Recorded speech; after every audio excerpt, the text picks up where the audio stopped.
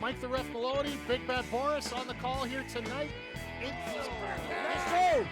Let's go! Third! Let the Super Kick Party! Yeah, pay the money for that. No one. And of course, you gotta get the Coffin spin.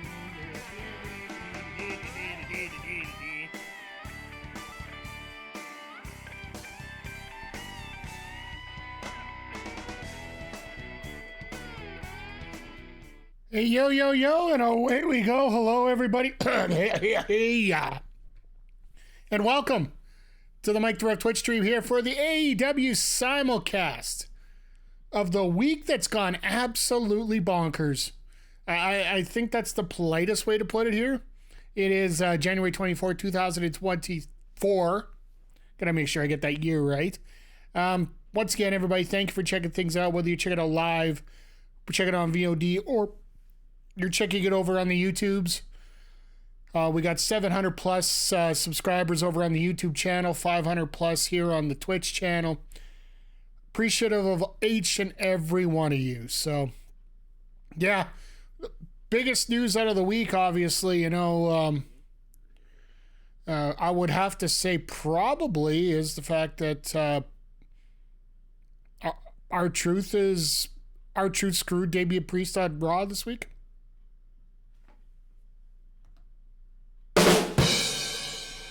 Just thought I'd maybe try that. I don't know. Yeah. WWE made some definite words here come out over the last 48 hours here, to say the least.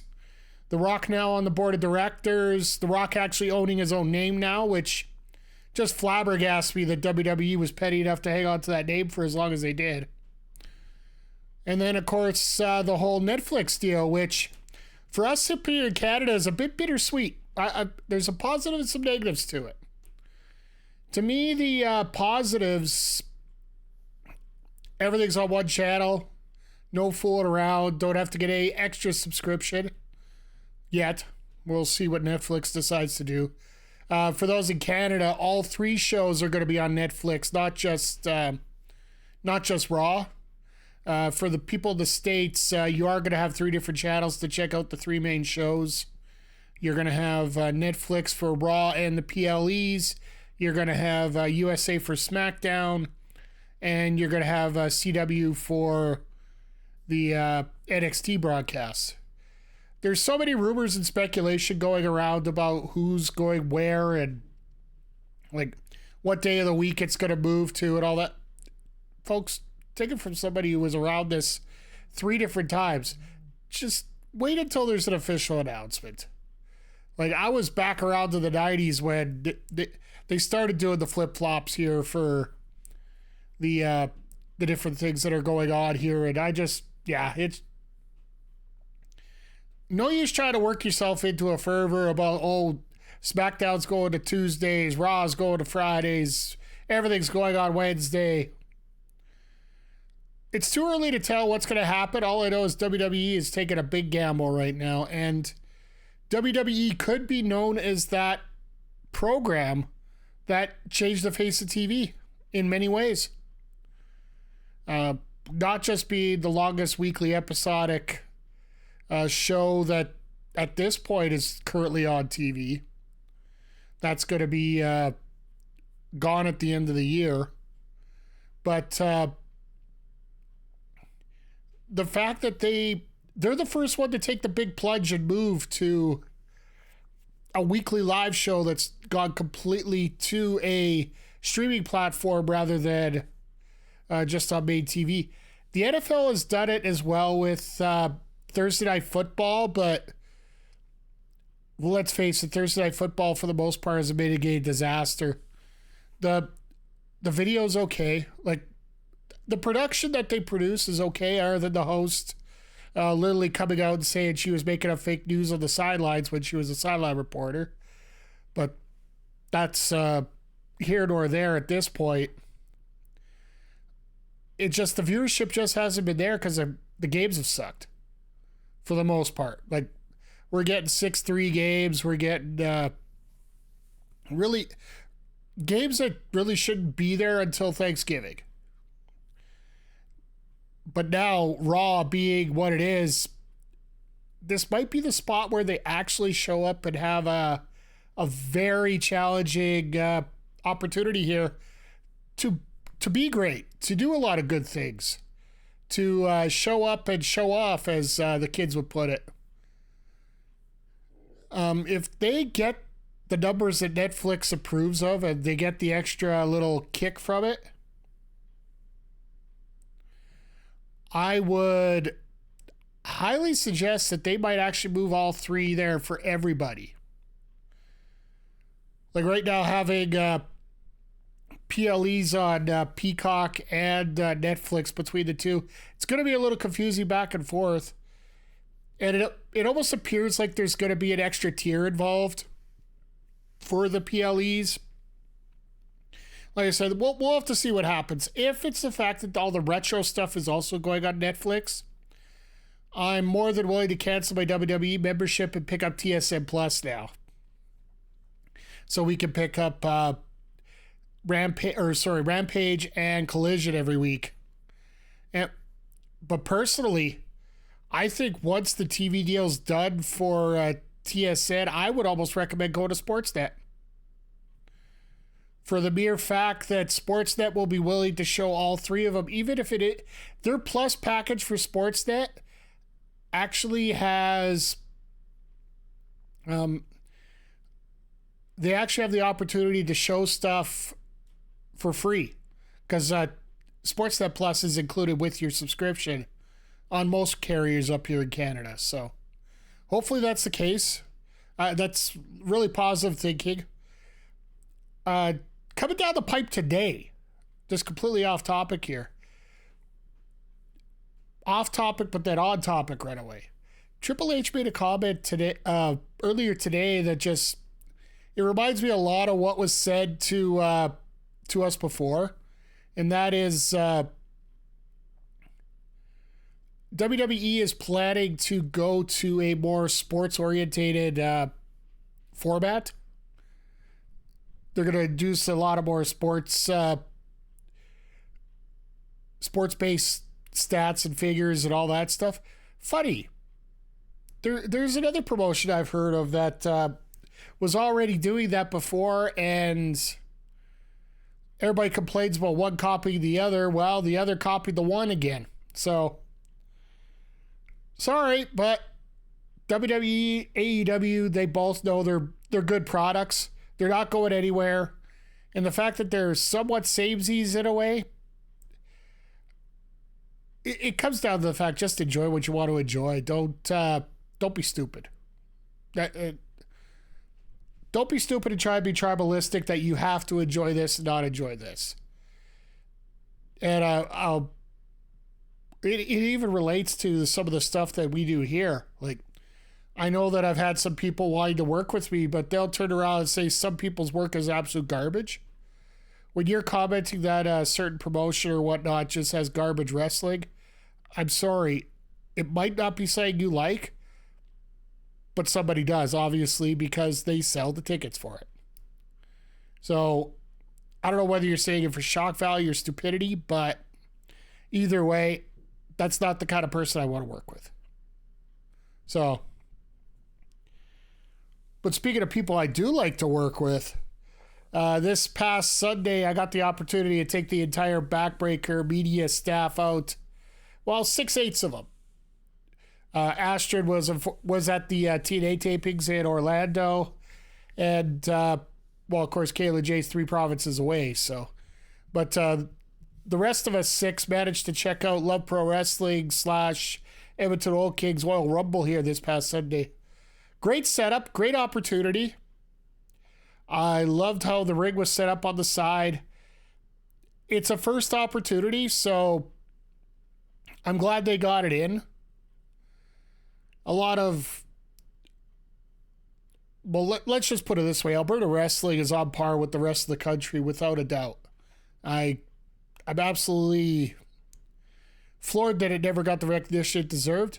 It just, it all comes down to booking, and I appreciate the booking that they did, but it was very Elseworldsy compared to everything else. So we'll we'll see what happens there. But you know what? It's been so busy the last few bit. We haven't even had a chance to talk about Dynamite. So, yeah. Suzuki Copeland tonight. Let's go. That is going to be a hell of a fun show no matter what here.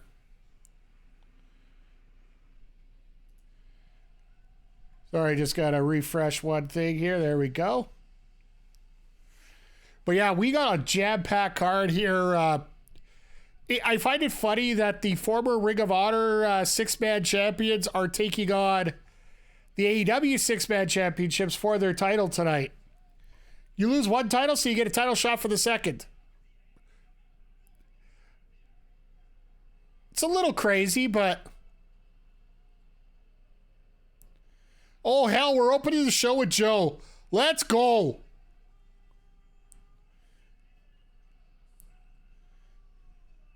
I've heard a lot of feedback about how Joe's promo did make a lot of sense last week. Just how it was booked overall. Not... The hell is that?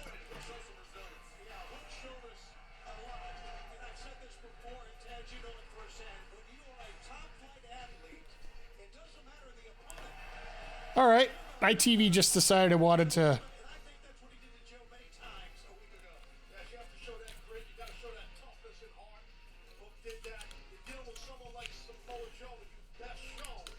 My remote just literally just turned around and said, "Yeah, no, we're getting loud."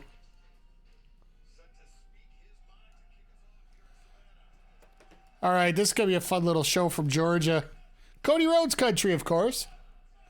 Once again, everybody, thank you for stopping by. I do appreciate it.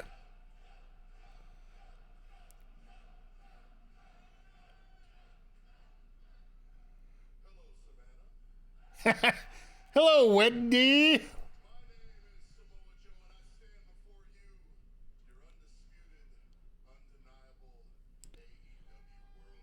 He had a hell of a match with Hook last week. So much fun.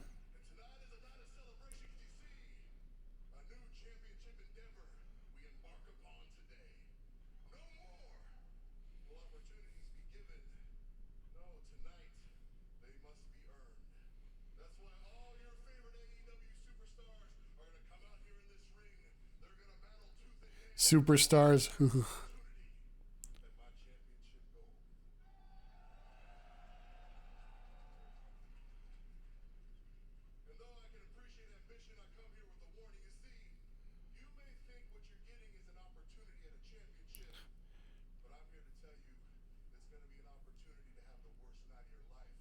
Fair enough.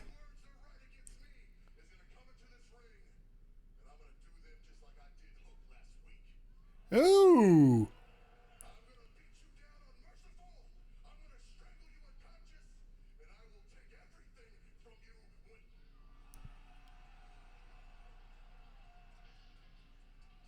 Oh, the Hook signal's up.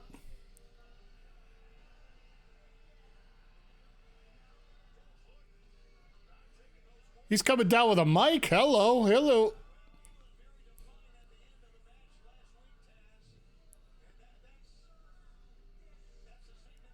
But he's not coming out with his championship. That's...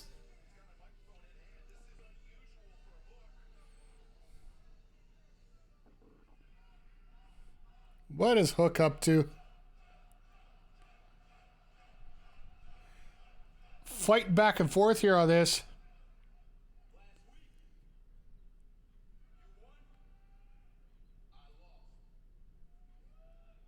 Yeah?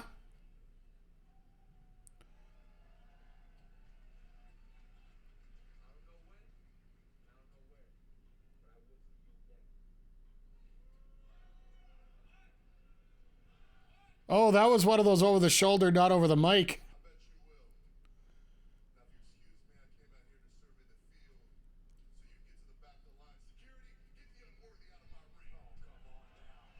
Oh, okay. All right, well, security's just gonna get killed now.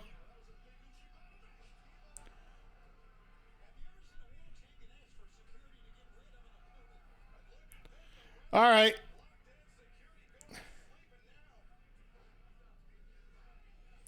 Now you got the real security.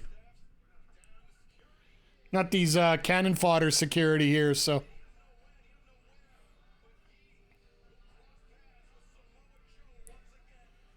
Interesting start. I guess Joe might be on commentary all night tonight. I will definitely not put that against AEW here.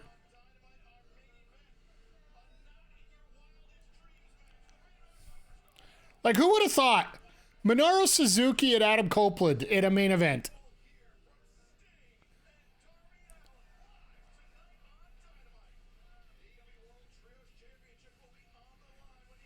Yeah, I still can't get over this. Mogul Assembly gets a AEW Trios Championship shot, even though they don't even get a rematch for their old titles.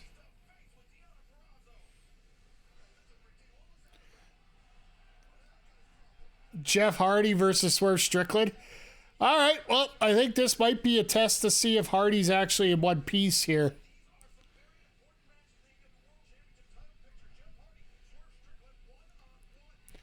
So if Jeff could actually, wake up and, get his head out of his ass and start wrestling a little better,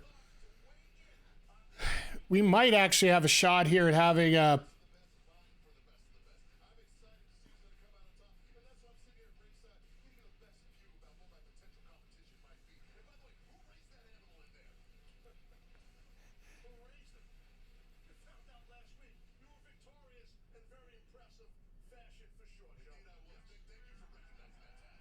Wow, okay.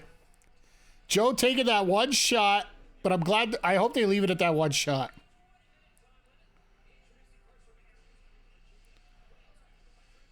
All right, time for Hangman TA here.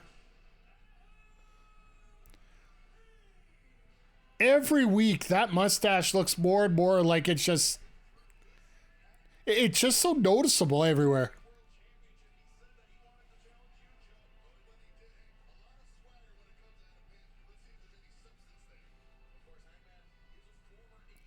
But Hangman and Penta, that's actually going to be very fun to watch here. Hey, Mr. Zodiac, how you doing tonight?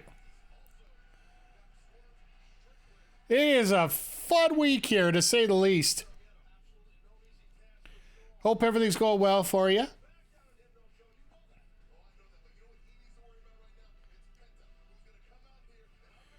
Because, yeah, we're getting a top-notch card tonight. Good now that it's Wednesday. Absolutely. And the fact they're in a real arena now, not Daly's Place, even though I know they're not probably going to show it that much, but for what I heard, ticket sales weren't that good here for the show tonight.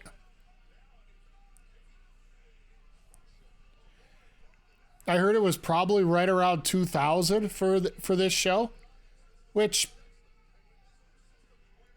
it's that time. Like, I know we make a million excuses on stuff, but it's that time of year. Like, people don't have money this time of year.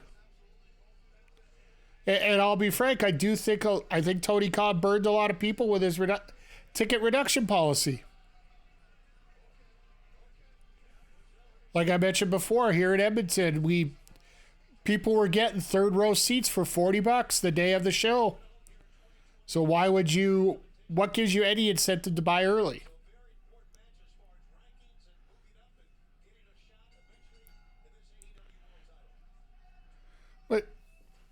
So I'm going to ask you something here, chat. What do you guys think about this? There's sort of a blurring of the lines between faces and heels, like good guys, bad guys. It's been very apparent at AEW for a very long time here that they just care about good matches.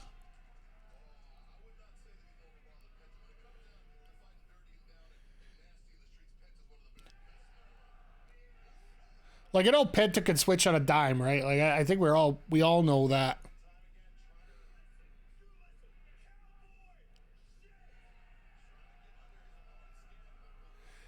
I'm surprised they didn't mute that.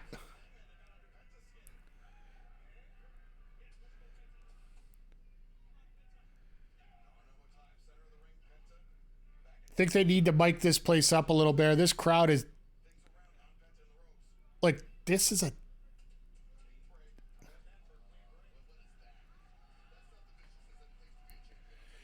That is a quiet crowd. Either that or they mic'd it up weird. I don't know about you, chat, but I guess it is early, so we got to get them going here.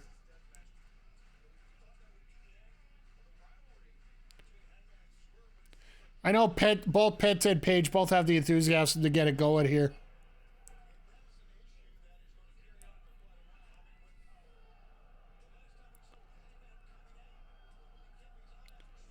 But we're gonna have a lot of fun here tonight with this card. We got Minuro Suzuki and Adam Copeland. We got Swerve Strickland and Jeff Hardy, which is either going to be great or a trade wreck, and either way, I'm here for it.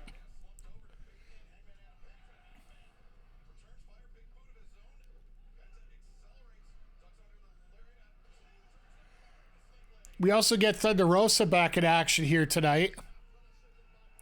We got the 6-man titles on the line, but with the Acclaimed and the former Ring of Honor champions, the Gates of Agony.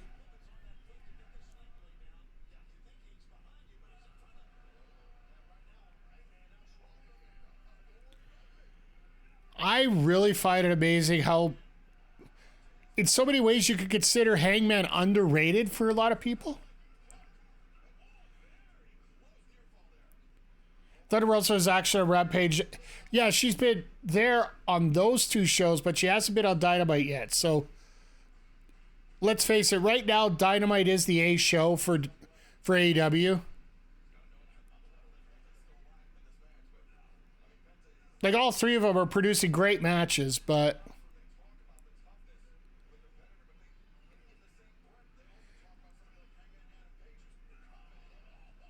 like the kind of numbers that you're getting on a Rampage, Collision's picking up in terms of what they got there. And like, when you check out the clips of the shows after they've all happened here, when it comes to Collision and Rampage, you're definitely getting some good stuff on there.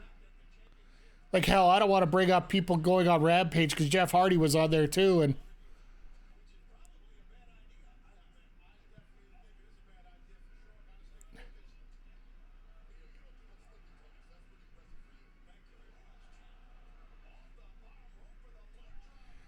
that was inventive, to say the least. Jeff Hardy versus Strickland. Okay, so they're running down the card once again here tonight.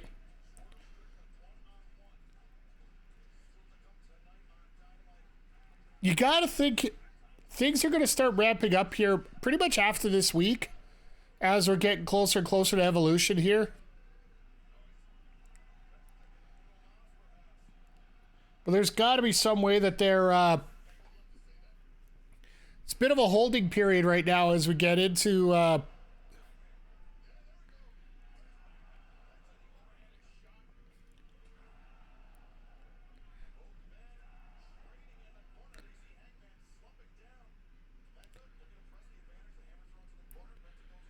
oh, this ain't going to be good. Oh, go for Deadeye, but got blocked.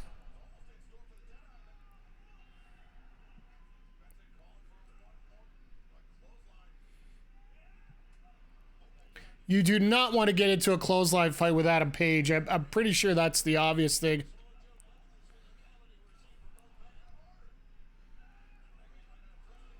Damn. These guys know how to hit.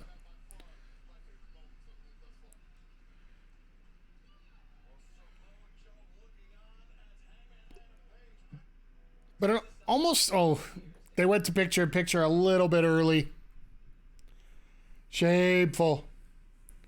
But yeah, in terms of what's going on here, like... oh, on the gaming channel right now, our most popular video for the last month is our Tony Storm playthrough on the AEW Fight Forever. If you want, there's a link there to our channel. Feel free to check it out. Fight Forever was, like I said, it was a good game. You can play it in spurts. Really simple to play. It's a good party game to play for a couple hours But it's not saying you're going to go back to every single day to try to play it. So, but speaking of that, we're going to have to get some graphics up again soon here. But 2 days till Tekken. Let's go. Last Saturday, we played the demo on stream here, and it got me intrigued. I did not play the story mode because I want to go in cold about what's going on with the story. Well, frankly, I'm mostly going in cold. The only time we played the story is Tekken 7, and that just turned into a what the hell is all this? By the way, Makeshift, good to see you here tonight. Do you have a fighting game hierarchy? If you present it with... okay, you want to talk about I would have to say right now, if you're asking about what game, in terms of my fighting game hierarchy, yeah, I know. SGS. Computer keys are terrible, and English is horrible for me, so...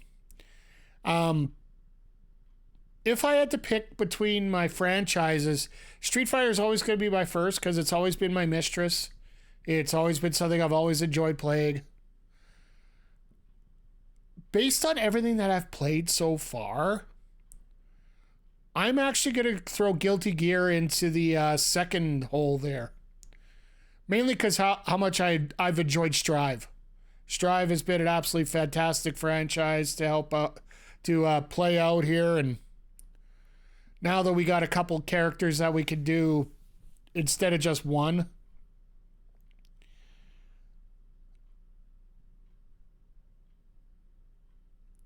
Forgive me, forget. Yeah, no, I understand completely. And let's put it this way: I've been delving into a ton of franchises lately. Like, we did have that Evo showcase last year with fighting games here, and so getting back to it, we got Guilty Gear. Probably 3 would be. I'd almost have to think the Marvel vs. Capcom series, just because I love the gameplay in Infinite. Nobody else loved Infinite at all. The graphics absolutely suck, but the gameplay's fun. MVC2 is absolutely fantastic. MVC3, you know, it's crazy, as always.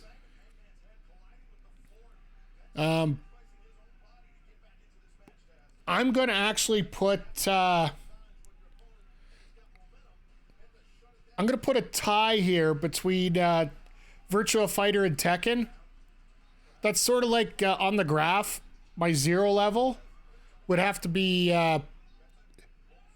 Virtua and Tekken, because I just barely played. Like, Virtua Fighter, I played a few times in the arcade. Tekken, I played Tekken 7 last year. That was my height of my experience. And then last week I played the 8th demo. So I'd have to get back into some of the older ones. And I know I'm skipping a bunch of them here, so forgive. I would have to say the lowest on my card has to be a Mortal Kombat franchise. As fun as it is for a lot of people, I just can't get behind it. Like, I love the stories. I love the actual story mode. But the thing about a good fighting game for me, like, typically when I play started the story mode, and then I branch out from there. Mortal Kombat didn't entice me to play anything after the story modes, for the most part.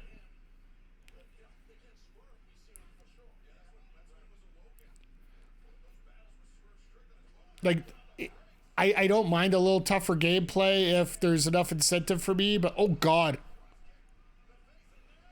That happened so quick you couldn't tell whether they got hit in the face or not. Spinning Death Valley Driver?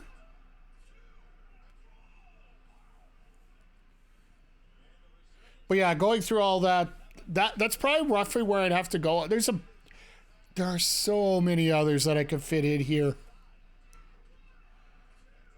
Like DOA, I'd like to get a little bit my hands on there. Killer Instinct, of course, is going to be up in my upper scale too. I'd almost have to say it's 1A in many ways.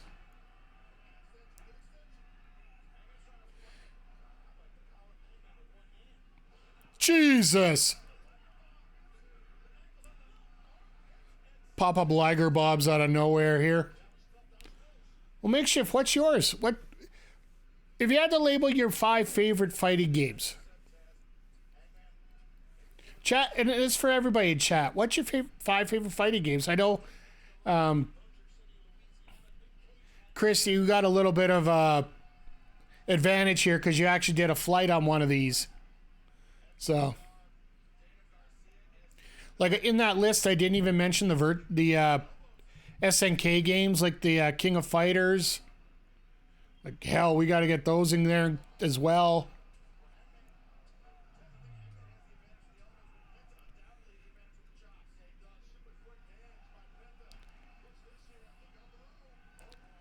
Oh God, is he gonna do the package pile driver on the apron? There's no way. Two fakes of 2 dangerous moves. That's great. Nope. Caught. There it is. Damn! I don't think it was intentional there. Street Fighter, Mortal Kombat, Marvel vs. Capcom. There's another one. Samurai Showdown. And Saturday Night Slam Masters. Hey, you know what? I played that too. And I have to say, I did enjoy it. The replay value just gets frustrating after a while. We haven't done a top 5 fighting games yet. You should record. Here's the thing. I really... Shade would quit. If you want me as a guest, I will commit to it. I'm not a big fan of doing tier list. I won't do tier lists for wrestlers. I absolutely refuse to, and I actually had a award show that I was offered, and I just refused to do it because I will not do a best of and a worst of because it's so subjective, and it involves people. And Hangman doing the second, I like this. It's a bit of respect to Penta here with the fact he's got to do 2 of these. Wish I was infinitely better, but enjoyable. Love. That's the thing for me. Like, I'll remember when I was in high school, I would regularly skip school to go down to my local pool hall. I remember one time I wanted to learn from this one kid on how to play. And it ended up costing me $50 in quarters in a matter of I think it was about 4 hours. I just kept forking him in, and he kept teaching me lessons. But I started to get it, and I started to win. And I started to win a lot. And that makes me very thankful when that happens. Oh, and I see in the comments the new Tangi system set up. If you want to do some funny interactions, there's a whole bunch on there available for you now. And including you guys hearing me say stuff that you want me to say. I know it's a little scary, but we'll see how it goes. But yeah, there's an AI voice interpreter I programmed today. I haven't tried it yet. I'd like to, but... and you got 14 towards the How the Ref Will Book challenge. We're at 31% right now, so 47,000 out of 150, so...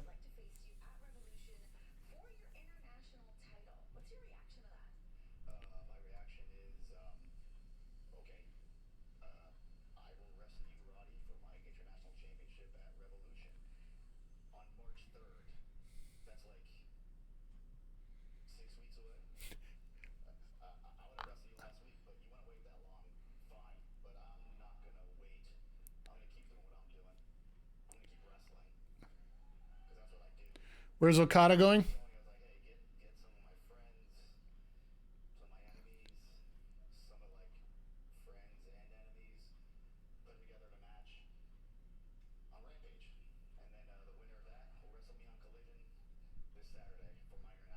Yeah, okay. Sorry, I'll get to that in a sec.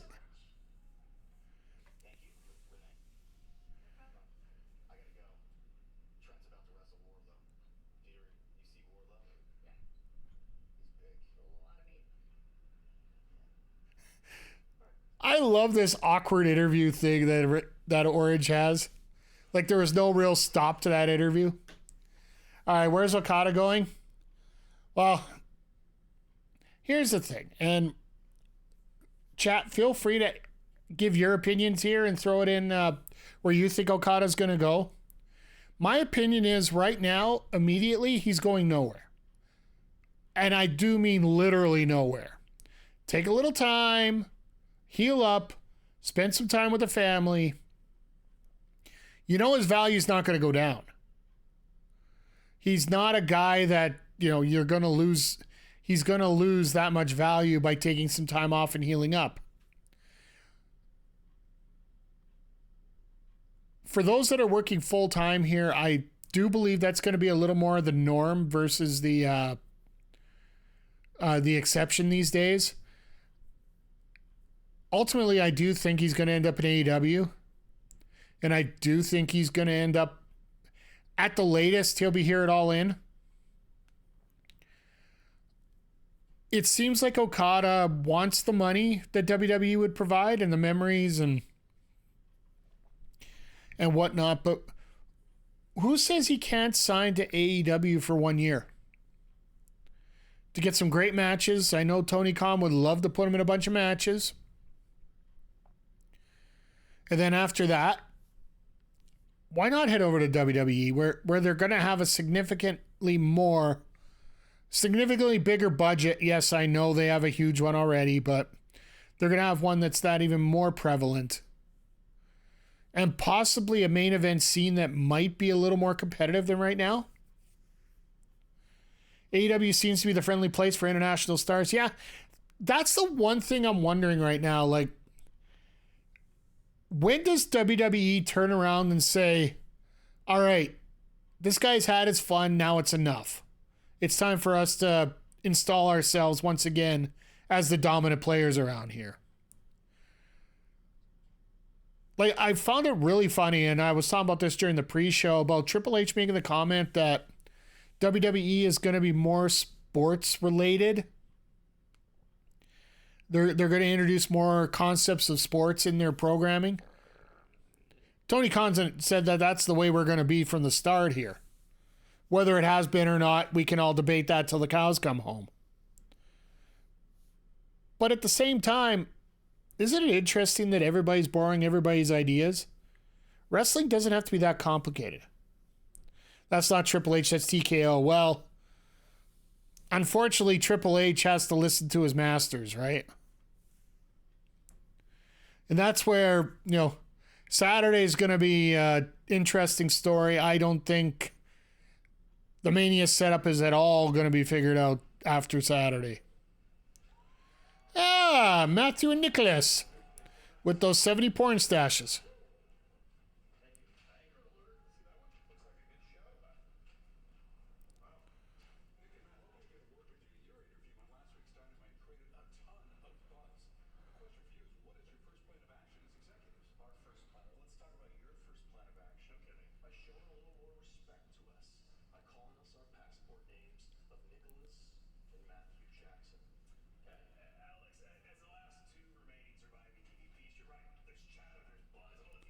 The last two remaining?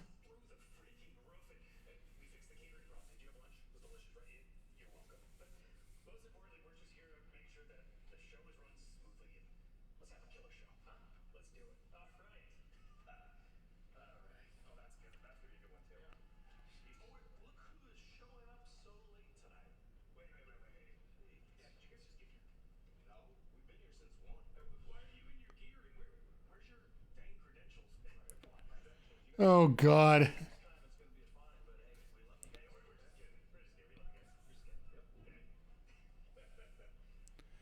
I gotta love the annoying.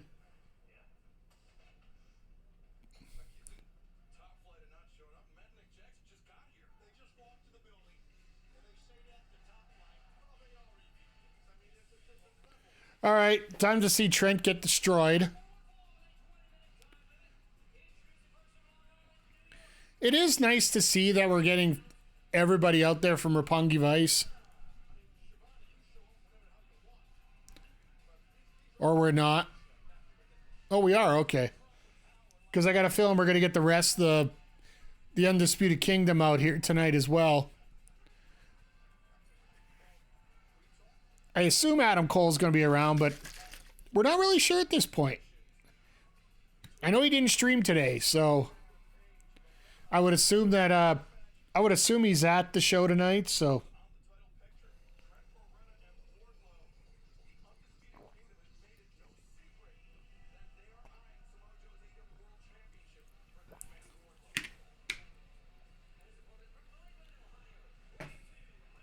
there's Cole. Hop along.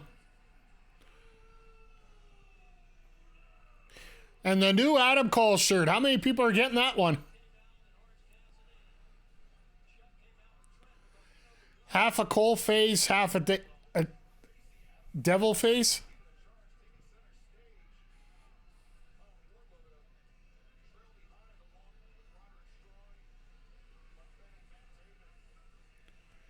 I think this might be the first time that we get Wardlow in the dark gear like this.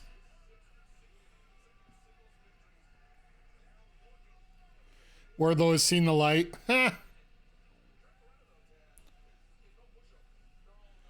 Thought you were going to say half a dick fit. No. That would be a Tangia saying. That wouldn't be, that wouldn't be something I would say myself.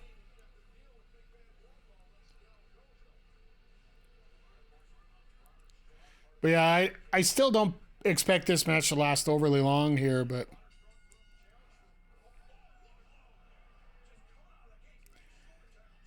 yeah, let's just, yeah.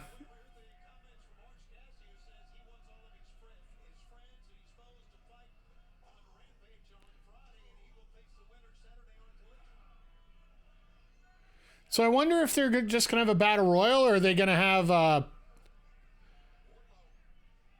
oh, four-way, okay.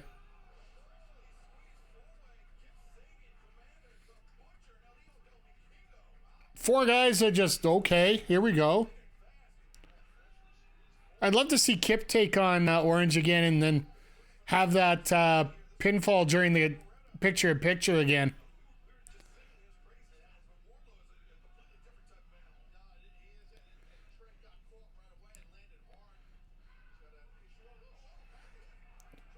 What's your thoughts on the cheesy bad fighting games trying to get a friend to play Battle Monsters? Ugh. You know what? Every game's got its charm. I'll even say that Shaq Fu has a little bit of a charm there. It's one of the worst games ever made, but it's still got its charm to some people. One of the best old school games before. A little bit of cheese involved. Primal Rage. And it was probably one of the biggest side games at EVO this year. We're both, if you're familiar with Mortal Kombat and the scene, Ketchup, I think it was Ketchup and Mustard actually finished 1-2 in that tournament, so. I know we played the Breakers Collection here on stream last year. Cheesy but fine. And the one thing about the older fighting games is the fact that they never figured out what balancing was and they didn't care. And with all that, that's just about researching, finding, and trying to overcome the cheese. So it is actually pretty fun, but in terms of Battle Monsters, I don't know that game per se. I'll have to look it up here after we're done here, I'll have to wait till after. I don't want to wreck anything on the computer here. Actually, let's take a quick look here. Sorry if I'm off the way here.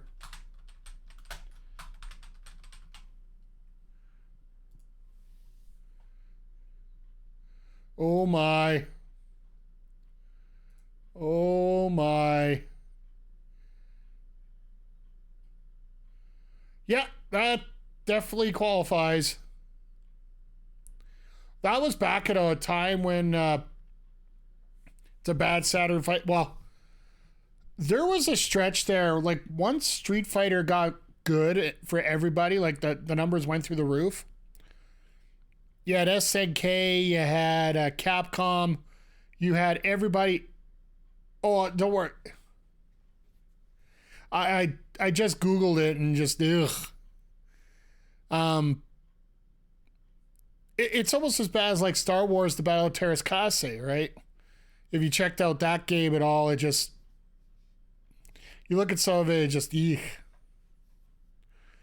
But once again, every game has its charm. It has its little quirks to it. It's all about replayability and how much you want to handle it. Even today, like, ick. Yeah, I think ick would be the right way to put it. Next time I do a tier list, which I think I gotta get one of those in here. I still want to get the, I'm still working on, hopefully tomorrow after we're done baseball, I could get everything together for setting up my fantasy draft here for wrestling songs that we're going to be doing here on stream one day. And yeah, from there we can, and then from there I want to get into some tier lists. Well, I could set those up before we go and want to do a lot more interactive stuff rather than just the watch-along here. But once again, it just comes down to time. And now with new games being announced here, getting into the year, your schedule's starting to settle in.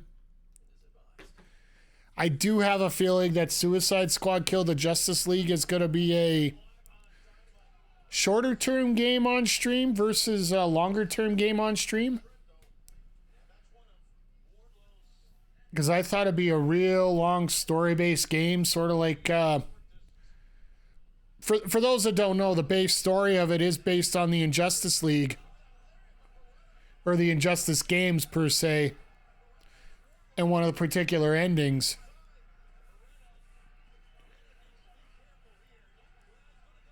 But it seems like Suicide Squad's just turned into one of these round-based shooters. Similar into the effect of a Redfall or a Back for Blood. Don't get me wrong, we're going to check it out, but now with the announcement, that's what I was bringing up as we were getting into it. I will be doing a WWE 2K24 GM mode once the game releases, March 8th. We are going to get back right into that. I am ordering the deluxe edition because I'm a physical media hog, and having Rhea and Bianca on a cover is going to be pretty damn awesome.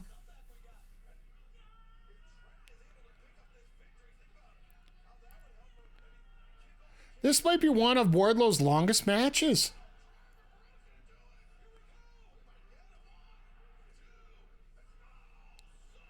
That shoulder went up in a hurry.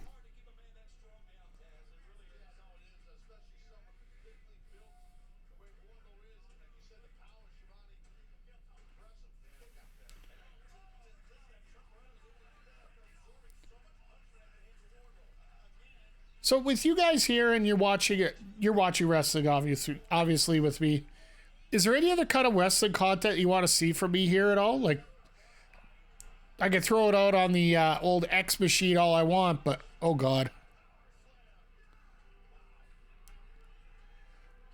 Wardlow just said nope. But I think we're really going to start feeding into the GM mode and might actually play more than one season this year. With some of the new additions that are coming up. Oh god. Alright. Beretta's done. Now it's a Powerbomb Symphony.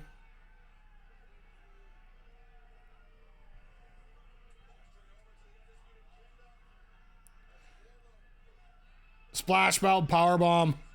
Oh, God.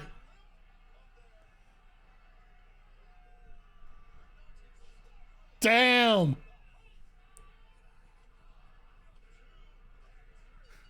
Even Orange is at ringside. He's just like, ugh. He knows what's coming.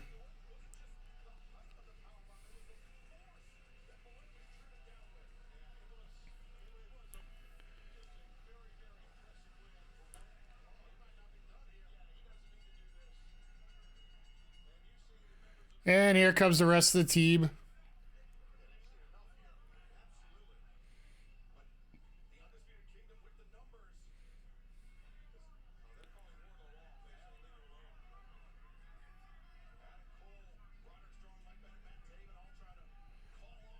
Oh, Wardlow eyeing up Orange Cassidy there. Makes more sense for Wardlow to get for Wardlow to get the TNT Championship, right? Because that's where he was before. Hey, Bobby, how you doing here tonight? Hope you're doing well. Just finished watching Wardlow in a surprisingly competitive match with Trent Baretta here.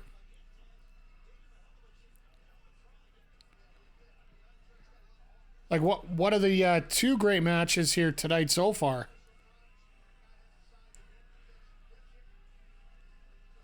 Like, I know Hangman Pate, or Hangman TA as we're calling him now, versus Penta was a little bit quieter to start off, but just seems like the pacing's just starting to kick up a little bit here.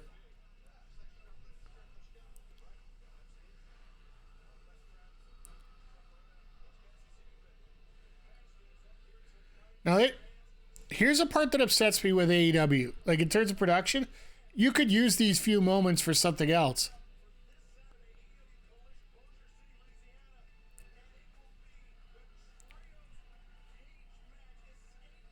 What?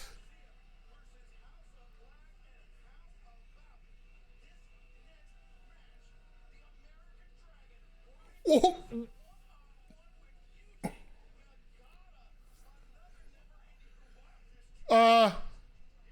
Did we just get a Yuji Nagata drop here? Hey, Brian, is there anybody that you want to face? I would have loved to face Yuji Nagata about 10 years. I'm done. Jesus. We're getting... Once again, never in your wildest dreams, all over the place here. Like, I think this is a very important play for Tony Khan here to bring in Yuji Nagata, to bring in Minuro Suzuki, and to highlight them in such great matches like this. We were talking earlier, where's Okada going to go? If Okada's got any doubt into the position that he'll be put into here in AEW, the one advantage that AEW has over WWE is the fact that they can literally show you what you can do with people straight out of New Japan. Unfortunately, WWE, while they tried to put Shinsuke in a good spot, and I get it, the Kabuki Warriors are in a top spot right now as part of Damage Control. Io Sky's got a championship. But frankly, I don't know if... I think after what they did with Shinsuke and just brought him up and now nobody really knows what the hell he's up to. It's apparent that Tony Khan's got a prime opportunity here to get Okada kept here. Okay, here we go. Our Tony Storm segment of the week.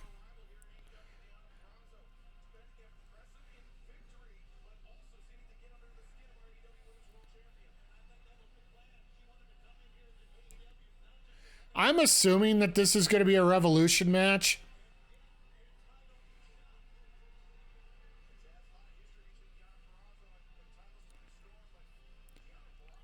So they got essentially 6 weeks they have to carry this over, right?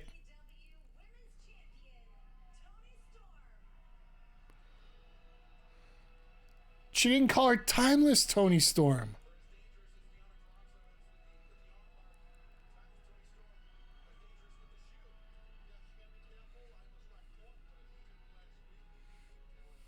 Tony's got to be loving her life to the utmost limits here. Also, you know, Luther actually gets to be on TV like every single week. He hasn't been able to do that for months.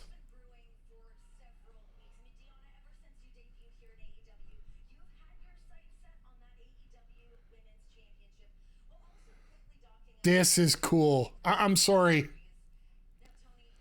I don't know, Chad. Are you seeing this too? The actual video is cut in half right now with the filter.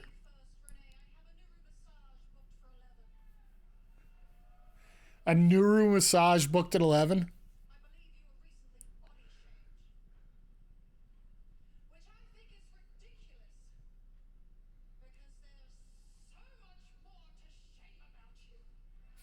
Ha!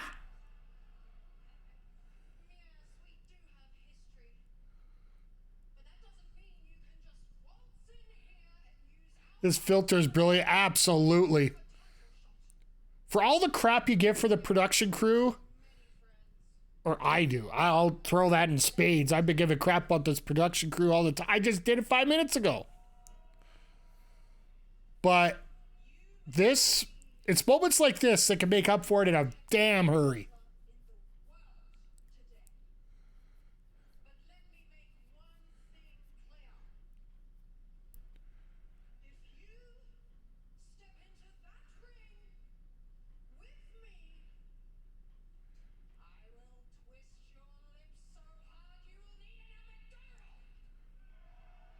Twist your lips so hard that you need an epidural?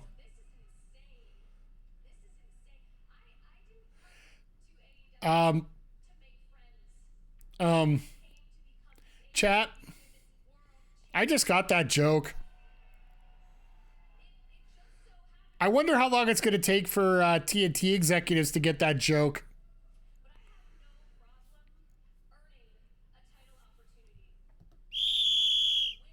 Yeah.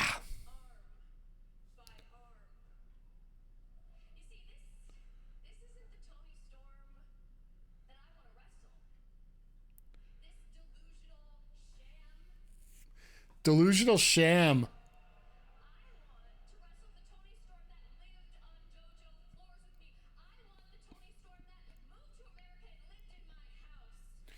The ROH dojo, by the way, if you're wondering for details here.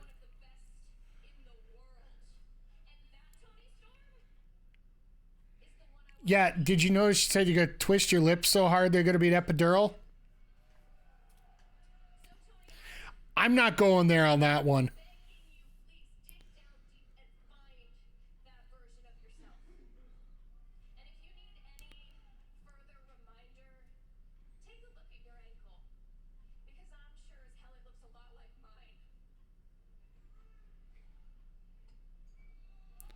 Ah, the matching tattoos, I see. Ooh.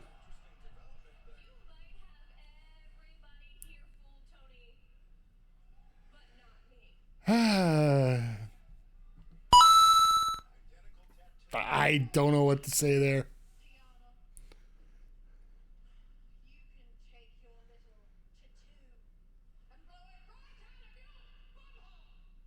Tattoo? Ooh. Shoe fight! Shoe fight!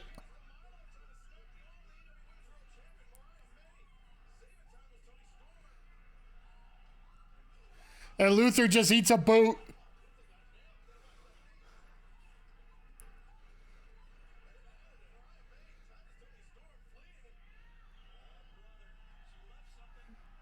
Luther's going to try and get that belt, and it's not going to be a good thing.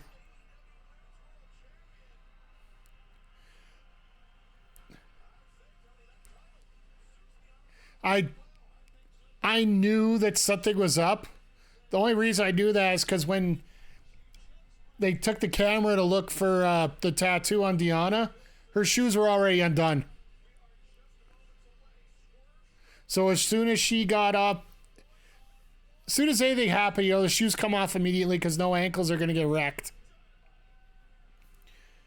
All right, coming up after the break here, we got Jeff Hardy and Swerve Strickland, which will either be amazing or a car wreck. And to say the least, I'm not worried about which one it is because it's either way, it's going to be entertaining here for us. But I really wonder if they're going to be able to hold this out for an entire month and a half. As long as they don't put it on screen every week, maybe that'll help. Maybe give it a week off here and there. But the women's division is in such a positive place right now compared to where it was a year ago from now. Wow. My English is great here today. But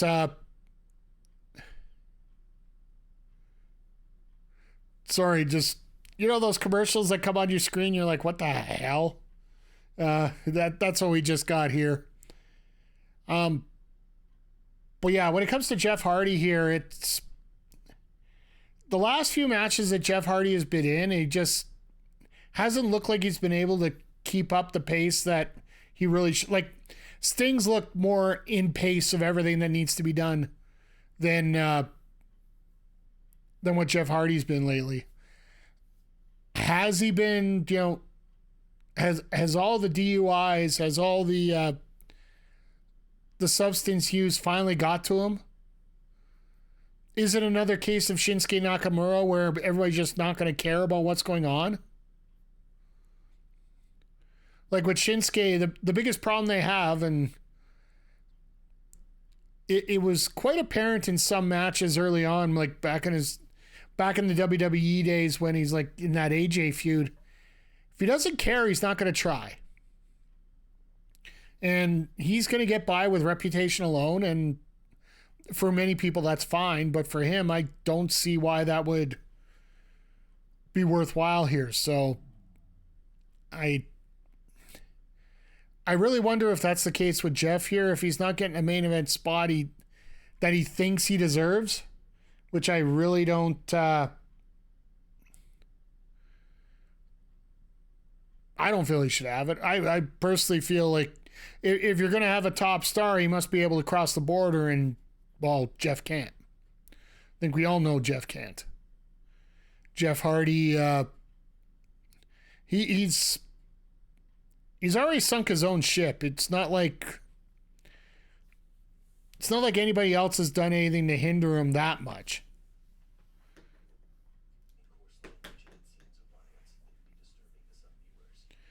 All right, as we're coming back here, got to get ready for the dance, Oh, Moxley's up first.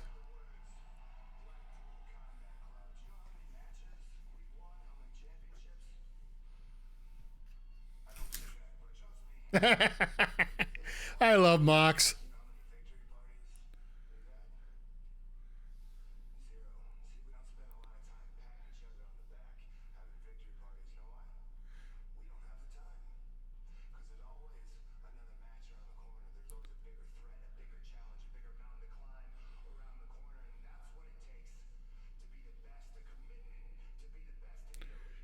All right.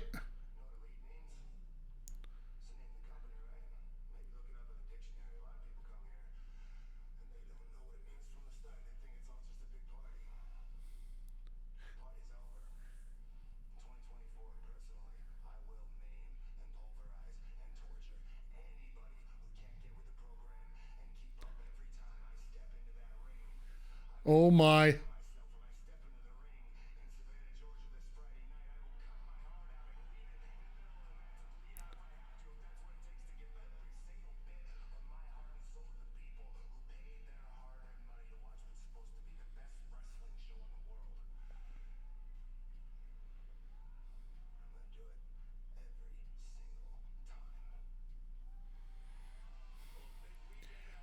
That's the big thing we want to see. Oh, Lee Moriarty. Oh my goodness. Lee, I am so sorry for you. Great for the opportunity, but send your thoughts and prayers to him as he's going along, because Moxley ain't taking no quarter. Yuji freaking Nagata again. Like, think about that, chat.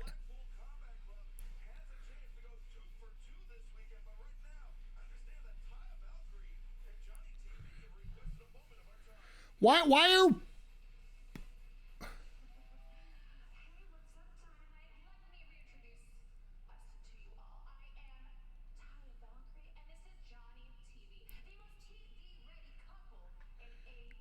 Who's never on TV.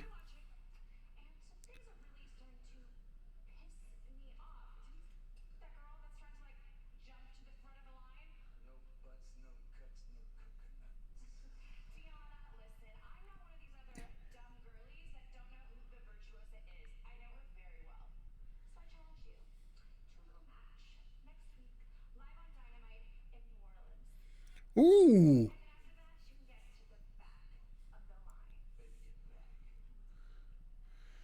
Ugh. So Taya and Deonna. Okay, that's gonna be a good match to see next week. All right. Nana is all fired up. You gotta love it.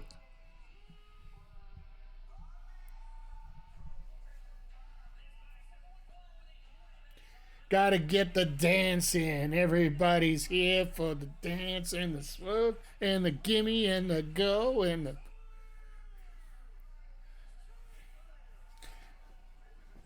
And the little twist. Don't forget the twist as you go around. That's what everybody... That's ratings, folks.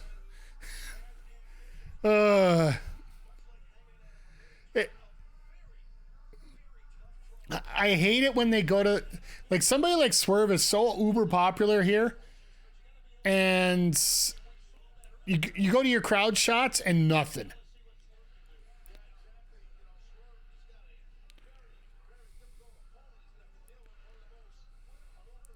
I know Savannah's a really important place for them because, well, the Nightmare Factory is where they had to film so many of the pandemic shows.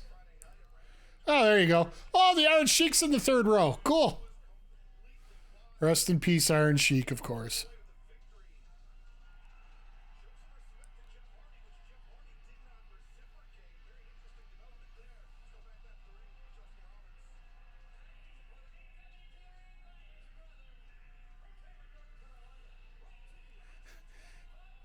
He doesn't do the dance anymore. He doesn't do the dance anymore. Maybe because he shakes his hips too much. Maybe break a hip. I don't know.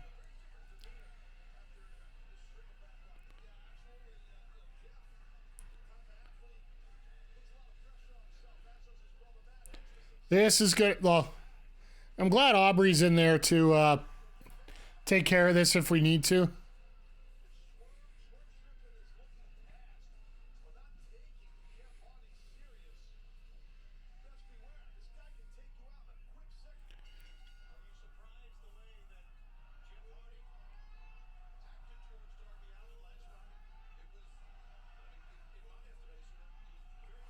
Well, Nana's trying to get the crowd fired up. And once again, we're in that situation where the face-heel dynamic is just all over the place here with...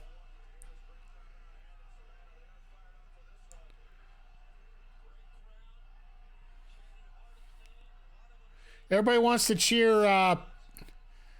Everybody wants to cheer Swerve, even though he's supposed to be the bad guy here.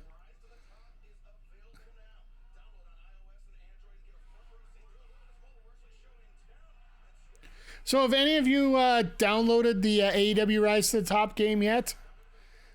It's not really something I'm...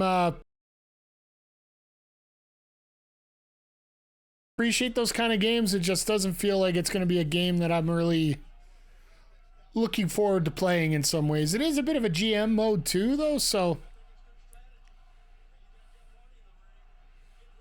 If I was going to do it, I'd probably just get one of those emulators on stream here. So we can watch it together here and see how it goes.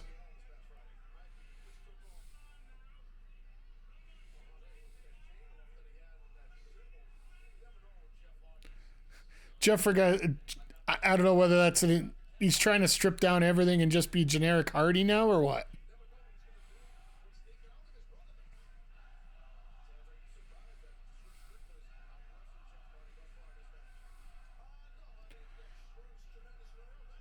Honestly, Oski, if you'd seen, surprised that Jeff Hardy's getting out wrestled. Who the hell is, like, Excalibur? Haven't you watched the last 2 months?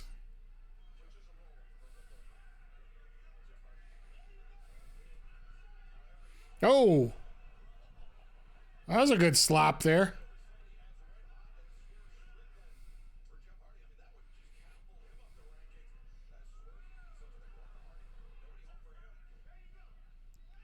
Oh, look out.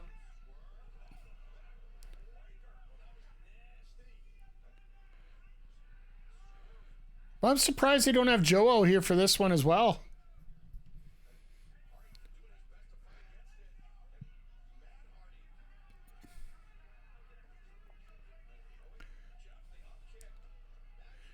That looked... The first part looked a little awkward, but looks like they might be ending something up here and getting something back in order.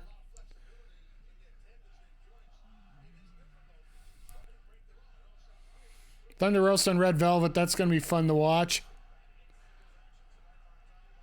There's your dancing. Oh!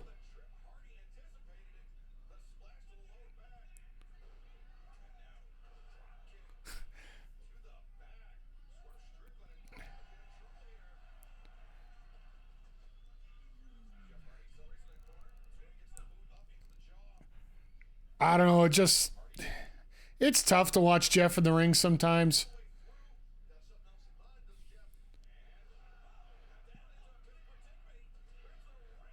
Just everything seems like it's half speed right now from where it should be.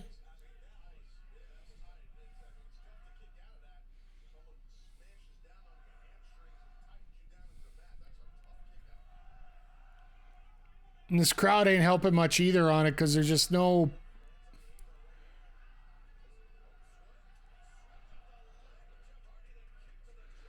Yep.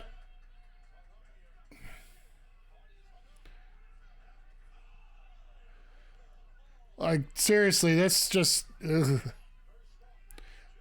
I really don't like saying bad things about people, but... Oh, there goes Nana. Wants to just make things better here. Is that the fact his pants are coming off?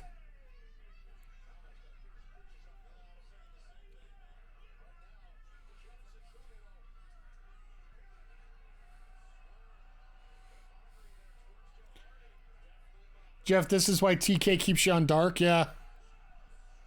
And they don't even have dark anymore.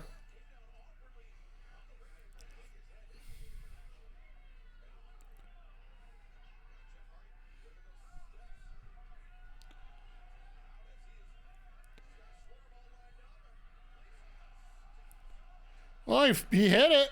I'll give him that. He hit the one move.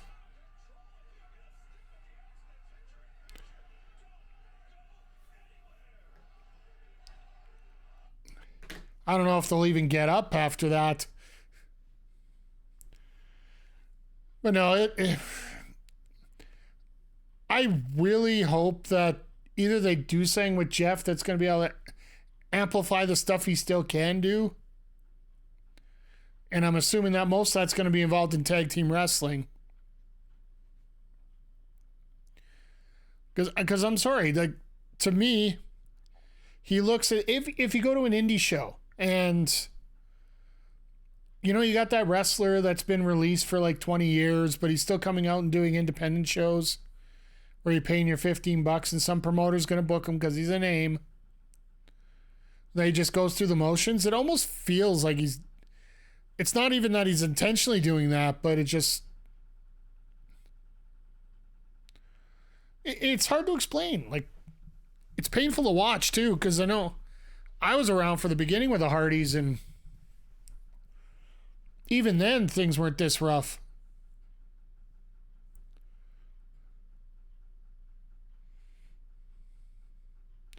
Good old eye gouge into the neck breaker. I love it.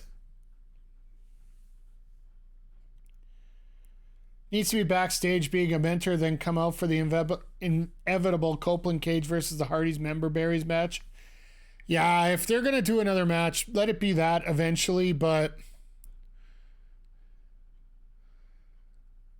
at most, like, I'm sure he's got a lot of great ideas in his head, but it just almost feels like his body can't keep up with it anymore.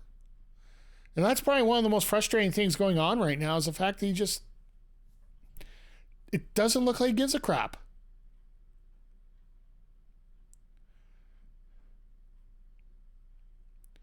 Either he doesn't give a crap or his body just said, no, we're not doing this no more.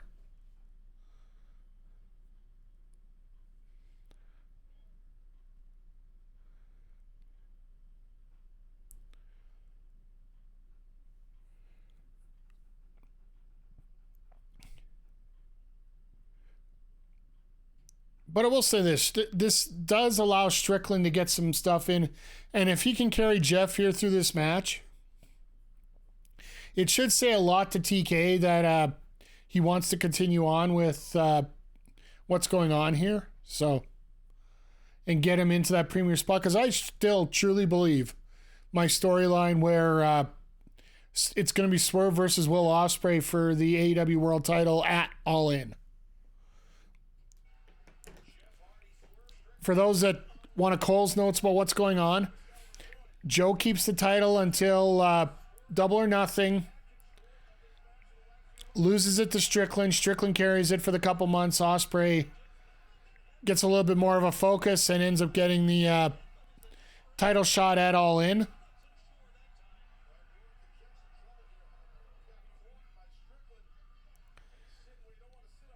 This is going to be where it matters.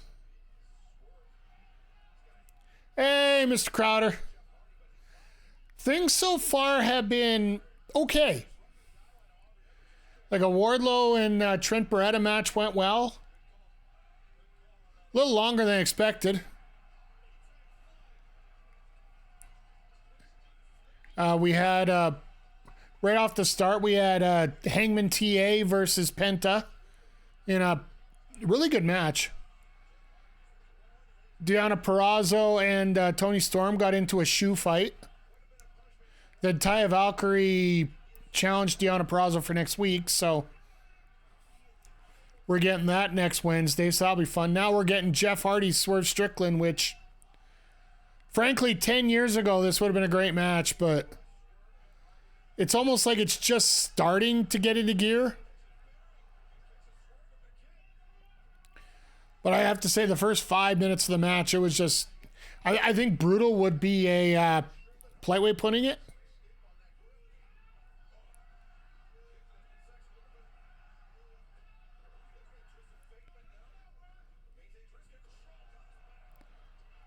Dang.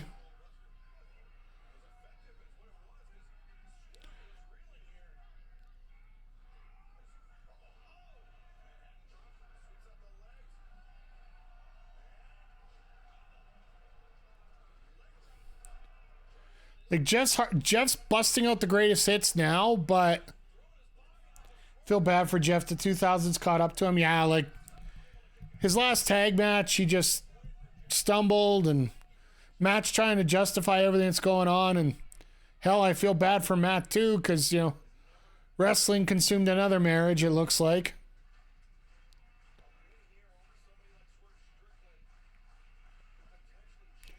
I don't know the whole story behind that, so I really can't get further up into it, so.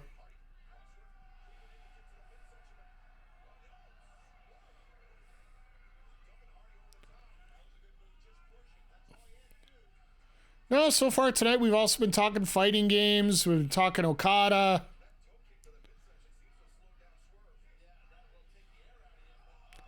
That'll take the air out of you.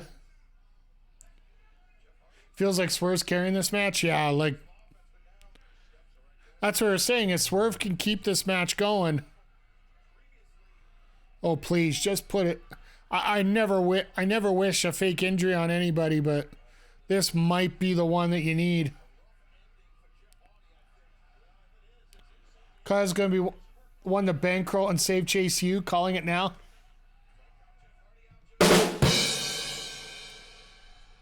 Oh, God. Oh, God.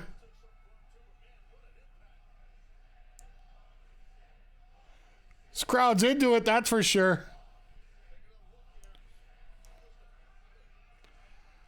No, from what I heard, what I've seen, next week they're going to reveal the JC Jane solution, which, the way everything's been lining up, all the videos and that, it feels like they're doing the OnlyFans route, but I'm still voting for a calendar, and yes, I will buy it if I need to.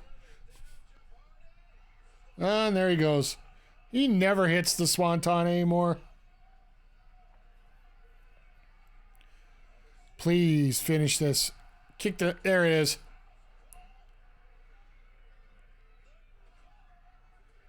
Stay the frick down, Jeff. Ugh.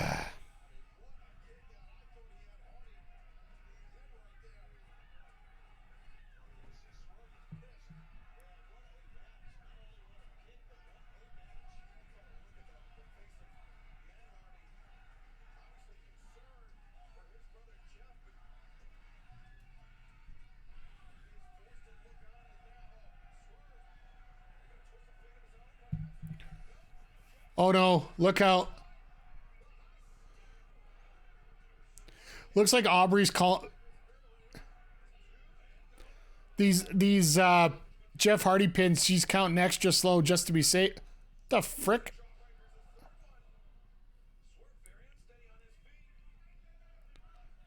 That looked weird.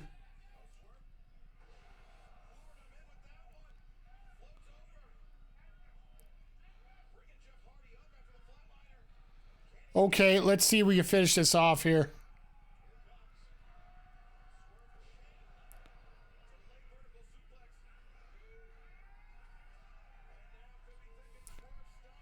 Yeah, the only rough thing about tonight overall is the fact this crowd has been... In a couple segments, they haven't had anything to get up about, but the times that they did, they just... It doesn't seem that they're there.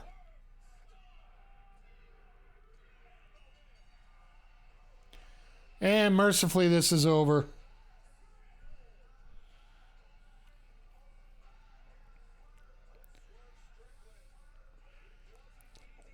And Swerve's just in his head, God, did I survive this one or what?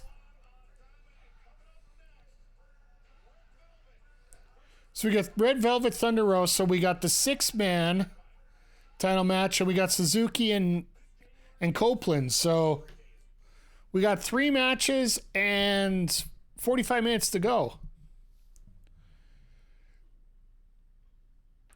But yeah, I know, Crowder, I know we were talking about it earlier with Okada. I don't think he goes anywhere right now. I think he takes some time to heal up. I could be completely wrong and he shows up at the Rumble. Wouldn't hurt my feelings. I'd love to see him on Saturday, but I'm not putting any bets on anybody being anywhere at any time right now when it comes to the Rumble. I just want to sit back and enjoy it. I know there's been a lot of conjecture about all these news notes that have been going out and all that. I try to stick with the official sites, and I do have Sean Ross Sapp. I did sign up for his Patreon because it definitely does have a lot of information, and a lot of information that's pretty much for sure. Like, there's no... If it's speculation, well, we'll deal with that when he'll basically clear that this is complete speculation and it won't be faced here. So, but we also did talk about today about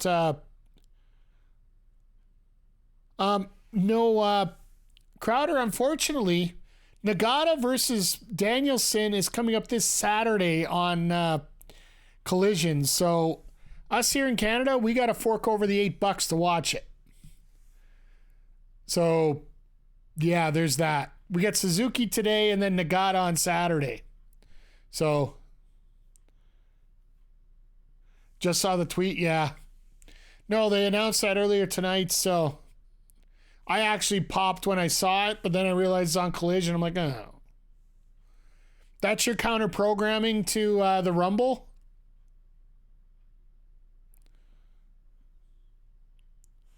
We need AEW on, I don't know, Crave or something. Here's my thought on it. And like I said, I brought this up during the pre-show. If you want to know about a lot of topics on a lot of things, just check out the pre-show when it goes on VOD or else on the YouTube. My personal thinking in Canada, what they need to do is once WWE gets moved over to Netflix, which all the programming is going over there. There's none that's going to be left on Sportsnet. That is an opportunity for Tony Khan maybe to get in there and get the Sportsnet views on it. And if Sportsnet Plus is free for anybody that has Sportsnet, unlike TSN where they charge extra, that would circumvent a lot of issues here up in Canada.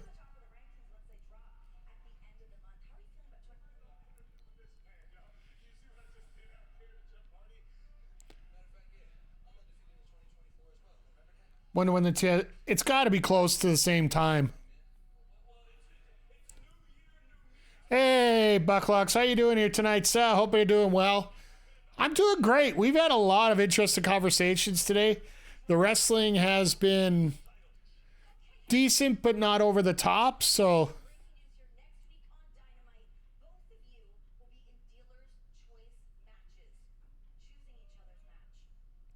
oh,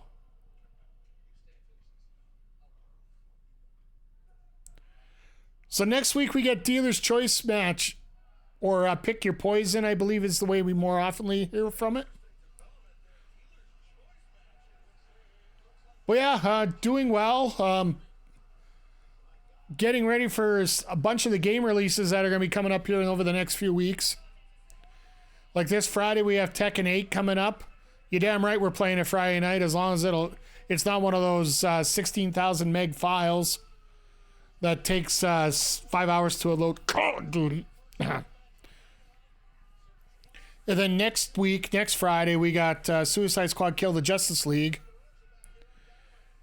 which I'm looking forward to, but still a little apprehensive about, just based on what the game has become versus what we all thought it was going to be.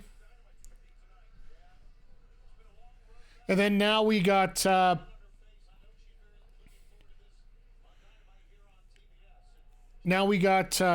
2K24 that is just over a month away.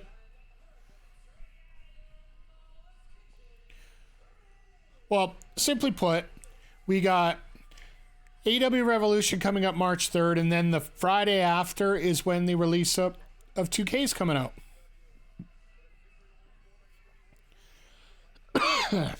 And I will confirm that we are doing the GM mode once it comes out. And that will probably be our Saturday night stream that week, so...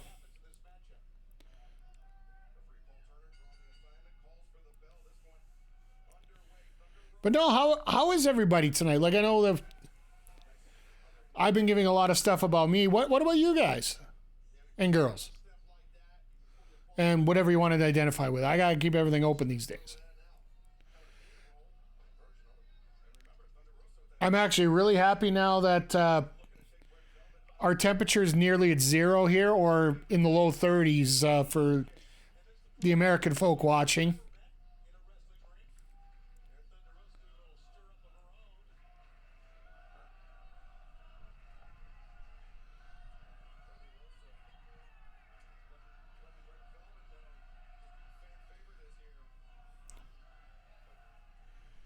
And then I haven't even got to the Twitch announcements today, which ironically enough are a little bit worse for me, but I don't mind it. Like basically the announcement that applies to me more than anything is the Twitch Prime price change. So the cost isn't changing as of right now, but now instead of doing a variable payout, it's going to be a fixed price no matter what for each Twitch Prime sub for what you get. Like last time I checked, it was about $2.60 a sub you get for Prime. That's gonna, but that would fluctuate based on the amount of Amazon Prime members and who's watching and whatnot. There was some mathematical equations. That price would jump down to $2.40. It would go as low as geez, Velvet's getting fierce. You would even get as much as $1.80 sometimes for a Prime sub. It's all over the place. So from now on, it's $2.25. At least for the they're saying probably for the upcoming year, starting in June. All Twitch Prime subs, you get $2.25. Period. There's no fluctuation on it. You don't have to count on any variables. You get the Prime sub, you get the money, and that's your cut, not the overall part. So the other two things that came up, there's a cap of. There used to be a cap on how much you can make as a streamer. That's gone. Well, let's face it, I ain't getting close to that yet. But the other one is sort of a short-term / long-term goal here with streamers being allowed to, or the streamer goal to get a higher revenue cut. Basically, it's a point system for your subs. I don't remember the exact rotation. I think it's 1, 3, and 6 based on whether it's a tier 1, tier 2, or tier 3. And these are original subs. They're not gifted. The gifted ones don't count. But if you get, I believe it's 100 points now, starting in May. If you do it for three consecutive months of having 100 points worth of subs, your payout actually goes up to 60/40. And then there's 300 where the pay would be 70/30. But basically Twitch turned around today and said, you know what? It's up to you. It's not up to us how much you're going to make now. I don't mind taking a little bit of cut for a little bit of consistency as to knowing exactly what we're going to be getting.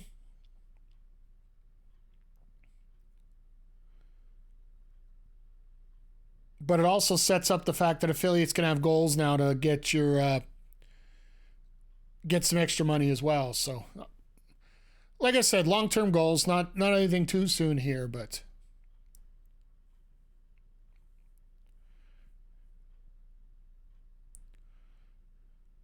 and these ladies are just going at it here.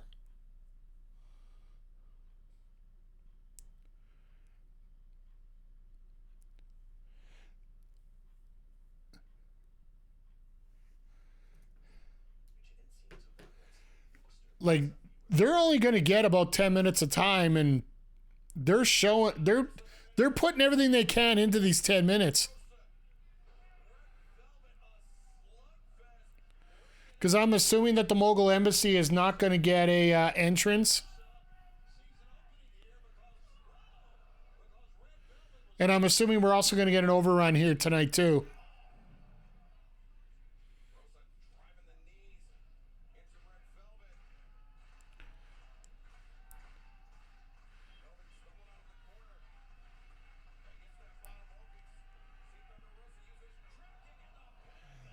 Thunder Rosa trying.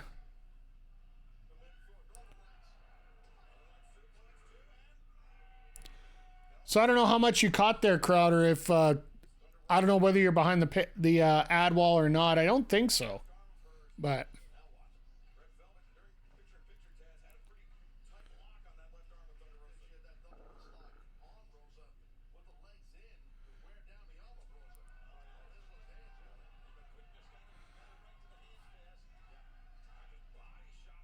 Velvet's going ape with those fists here. That's... Oh.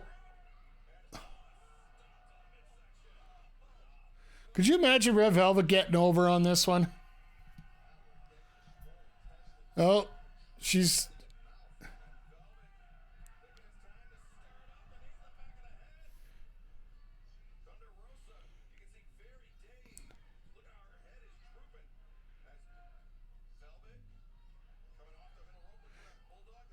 Thunder tried to get her up, just couldn't get her up all the way. Oh, no. All right.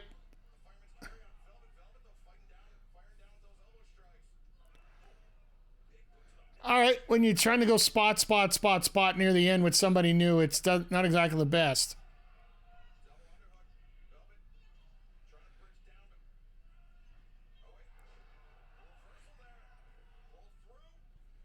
Velvet seems prime for a TBS belt program. Like, it's all about the finish when it comes to a champion, right? I would love to see Velvet and Julia Hart go at it.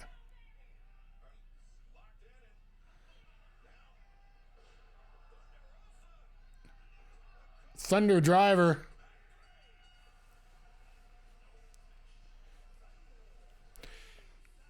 I think Velvet and Julia would have a pretty good program together.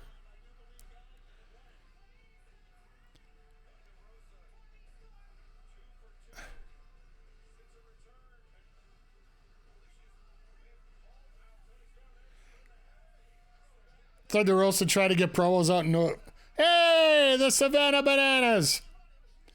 If you haven't seen these guys play, they are awesome.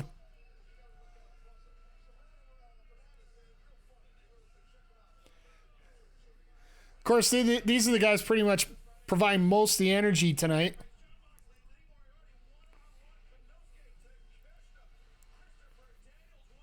Takeshita and Daniels, all right.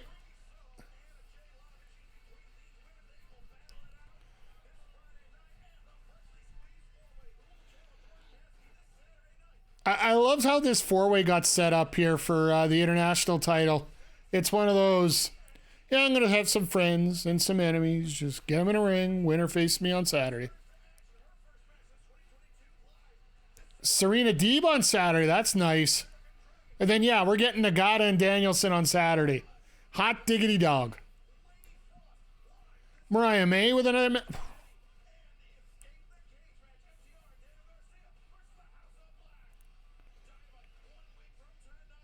Orange Cassidy is the crowd tonight. Yeah, pretty much. I'll give him...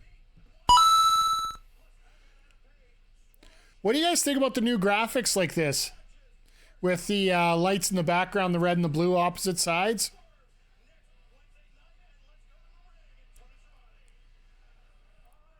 Yeah, they still got to get the Sting promo in too. Damn. I really wonder which match went long.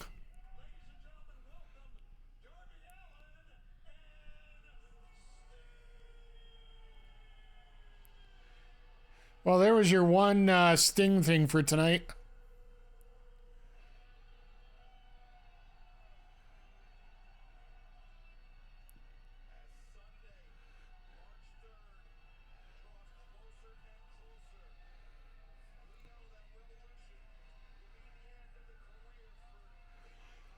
I actually found out that I know somebody who's going to... someone local is traveling all the way to North Carolina to go check out Sting's last match. Affectionately known as Sane Fan here throughout Alberta. He's been a local wrestling savant for, well, hell, it's got to be at least 10, 15 years. He's been to most of the shows around here.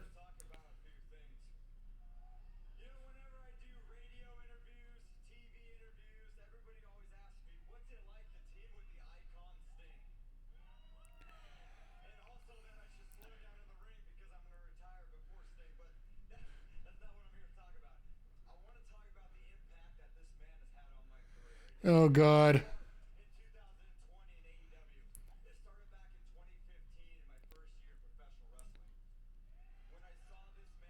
So Darby's just basically looking at the side cam and just not even...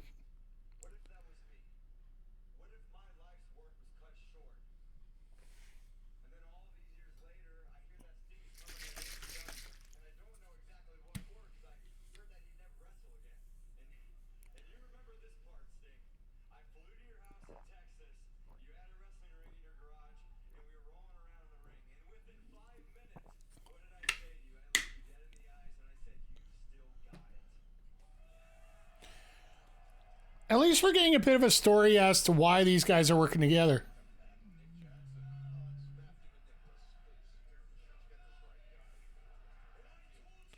What are those two doing?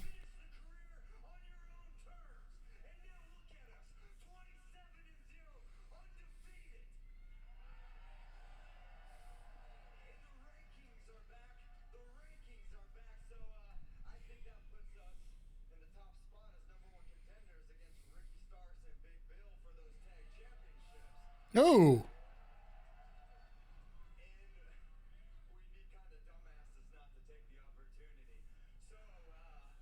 So are we going to see them go for the tag titles first?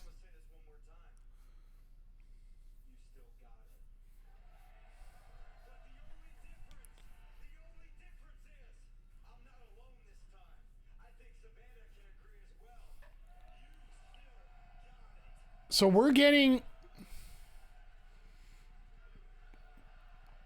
So this is how the Bucks get their titles.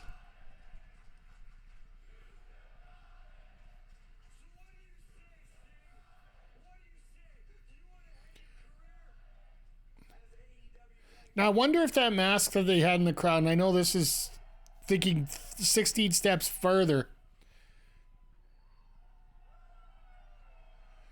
but I wonder if that mask is from the AEW show, because I know that when the one of the Jackson's wives resigned from merchandising, it was because a lot of people complained that there just wasn't enough. Not enough different stuff, not enough new stuff.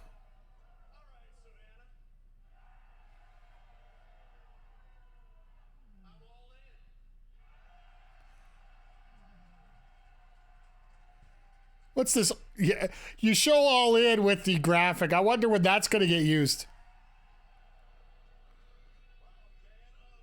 So they're not even going to talk about the Bucks. I just don't think they have time to talk about the Bucks right now.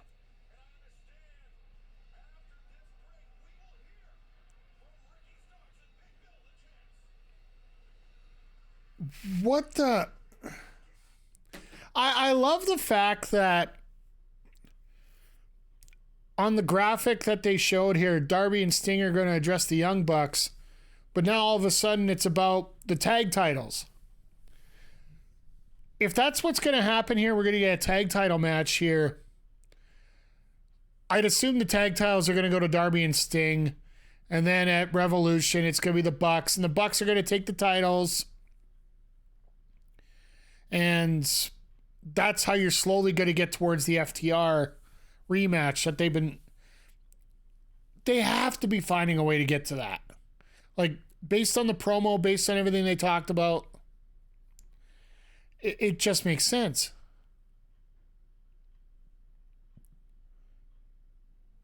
So, it really... I almost wish that the titles weren't a part of it.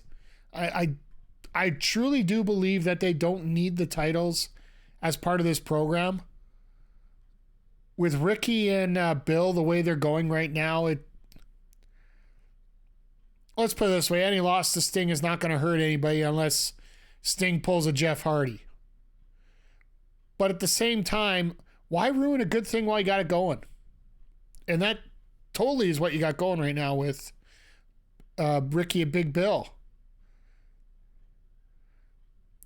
Once again, they're not that conventional tag team, but at the same time, having a belt on Ricky Starks is absolutely a great thing. And this has been the first title for Big Bill anywhere. Like, he's never had a title before. So, I don't know, chat, what do you think? Should they be including the tag titles in the feud coming up here with the Young Bucks eventually? That's got to be where they're going for Revolution now. It's sort of, I don't want to say plainly obvious, but it's sort of obvious.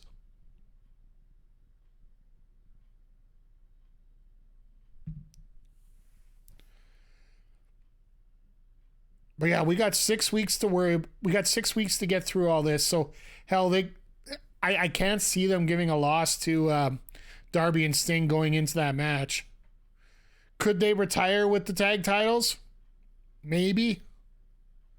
But I don't know. We'll see here. I got a feeling the Bucks are going to get involved in something on this.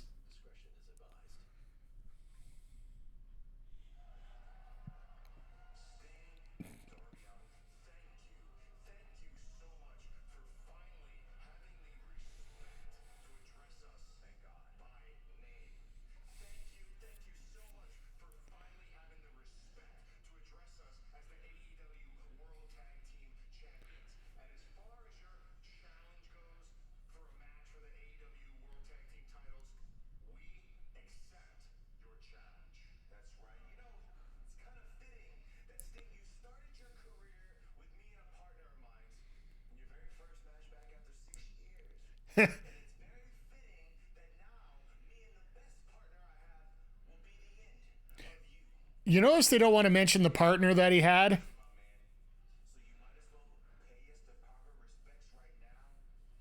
That guy was a bit of a punk, I think.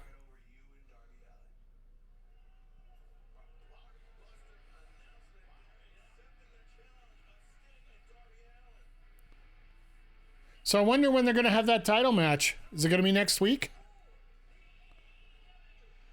This can't be more than 10 minutes.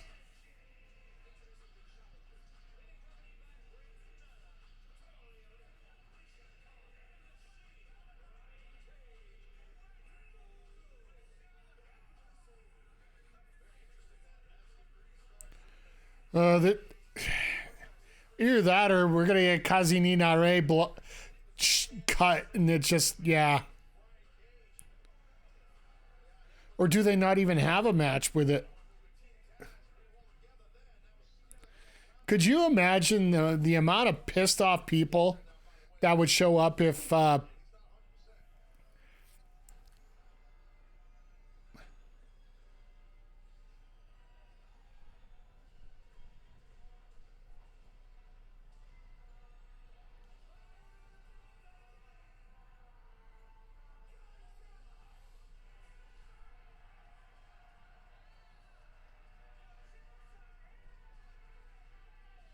okay.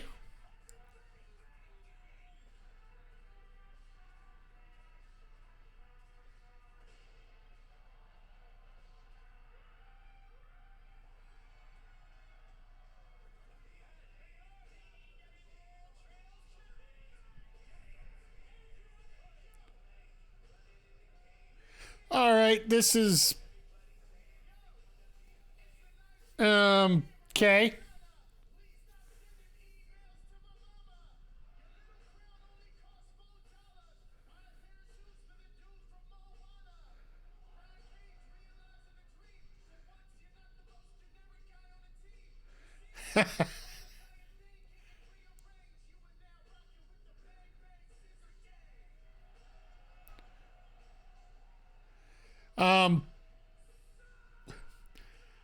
This promo is living proof that this crowd is DED dead.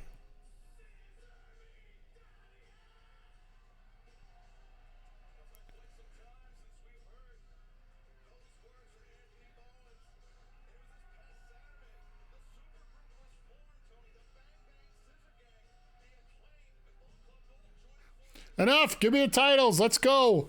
I love Aubrey there.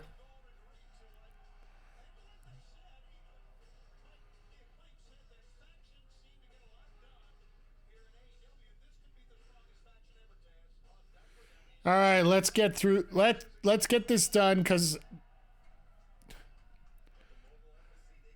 we got to be going into overtime on this tonight. We have to. They're gonna have a 3-minute match with Suzuki and Copeland.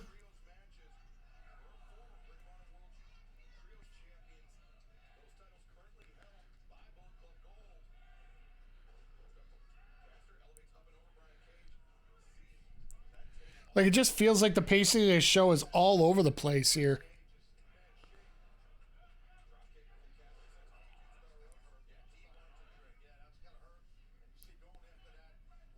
So the one thing I didn't put on the YouTube channel was my playthrough with the Acclaimed. It does have you come out as a team, which is cool, but they really can't do much because the mic can't really be used a whole lot, right? Because they don't have VOs or much for VOs.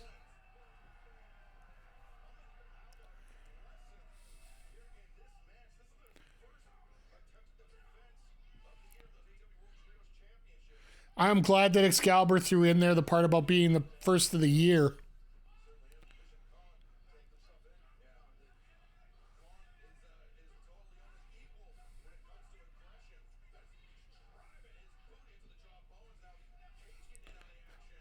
Bowen's just getting booted in the corner all over the place here.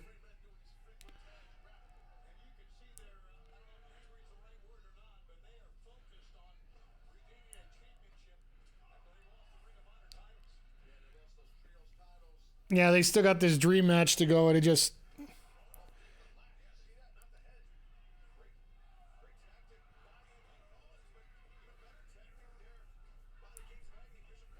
Nice work with the Gates of Agony here.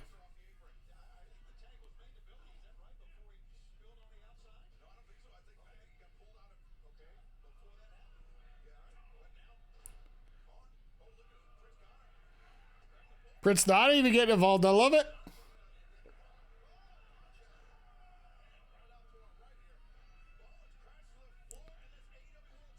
And of course, we're going to get a picture-in-picture here.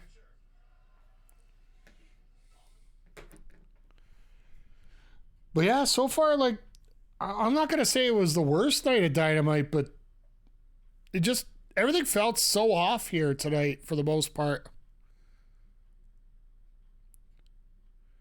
Like, normally I'd be fired up over a Hangman and a Penta match, but just didn't seem to have that same fervor we've had before, and just...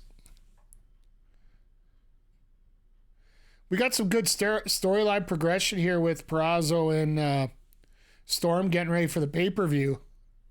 I'm assuming it's pay-per-view. Just forgive me there for that. But like that Hardy Swerve match, the only thing it proved is that Swerve could carry a very former great wrestler through a match. I think is the politest way to put it. Thunder Rosa Red Velvet was great until they got to near the end there when the pace started to pick up and the spots started to go quick. Red needs to get used to that situation a little bit more.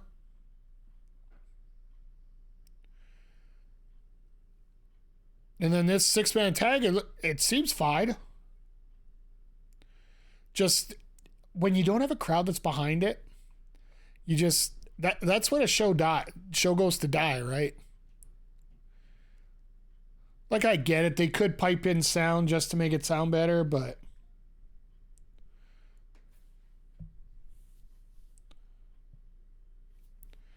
and we will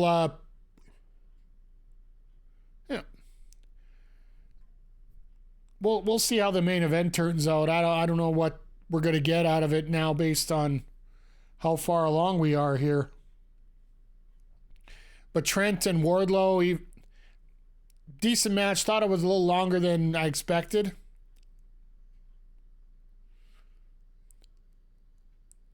But once again, no Jericho on the show, so I wonder why things went long. Because Jericho's usually the source of all the times that things go long tonight.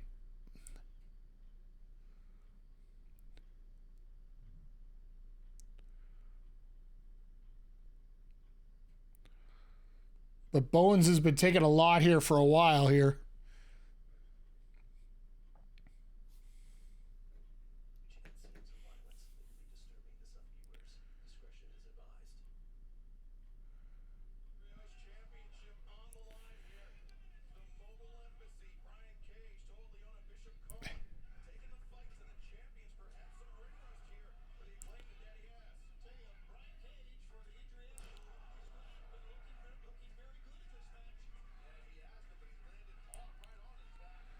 Yeah, this is where we quickly clean things up here.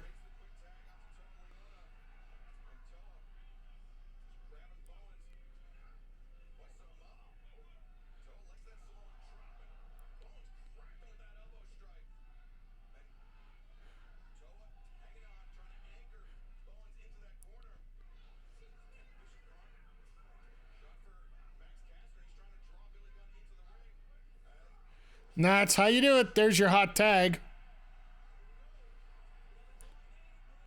At least the hot tag gave a decent pop.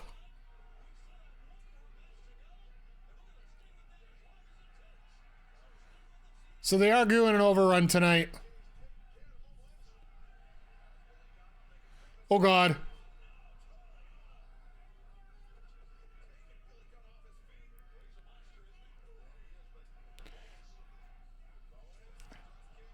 I was almost worried about Billy having to take a splash there. F5.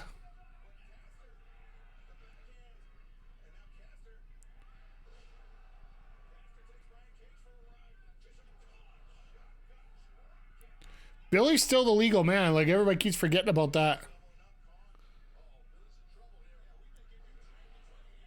A pedigree?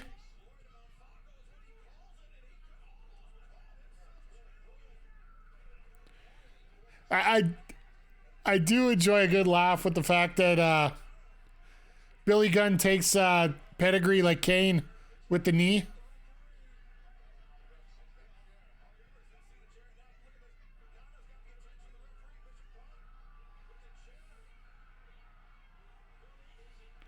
And here's where Brian Cage gets clocked. Nope, never mind.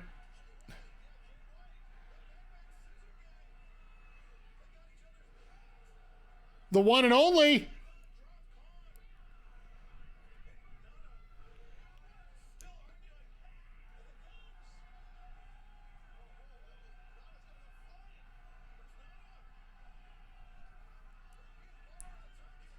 And Nana just ate a table. Well, that'll fix a few things up.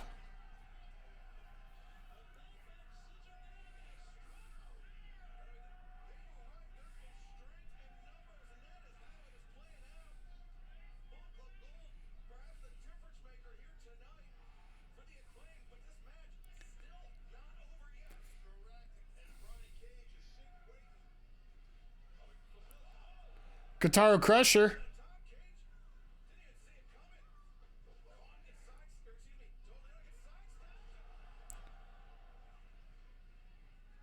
Okay. Gotta love when there's a 3D involved.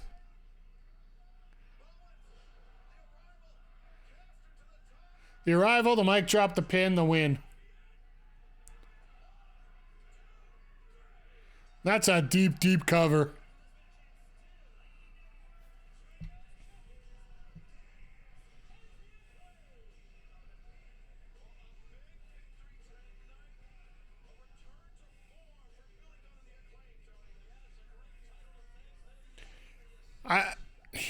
It's going to be interesting to see how this goes.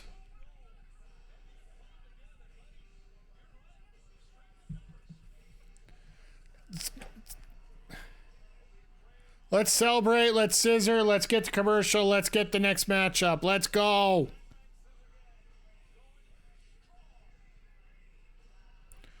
So what I'm actually going to do right now, so we don't get interrupted with any commercials, I'm going to throw them up right now because they're going to come up in a minute anyway.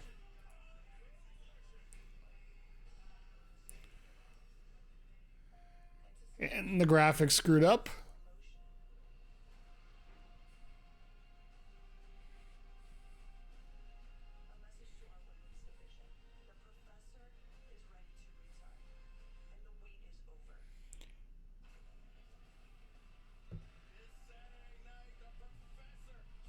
First match in a year and a half. This is going to be fun.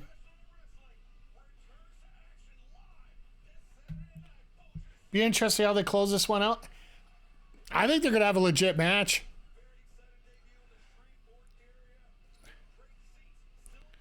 But yeah, I'm reading some reports and a lot of people talking about the crowd tonight here. Southern Alberta has a tendency to be a very quiet crowd to begin with.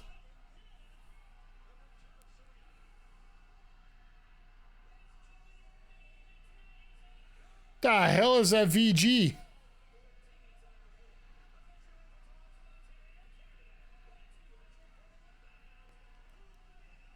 Yeah, Dee's back on Saturday. She makes her return.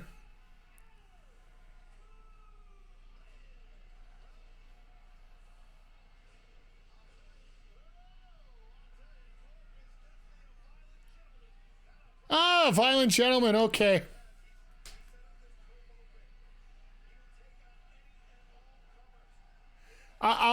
I like that hockey jersey. Anybody wants to buy me one of those? I'll be more than willing to take it. 3XL. Anybody?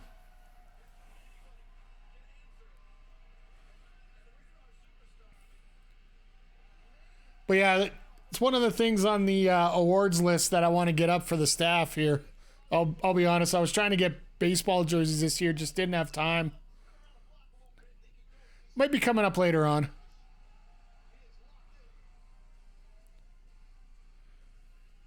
So they're not even going to commercial now. They're just going run it.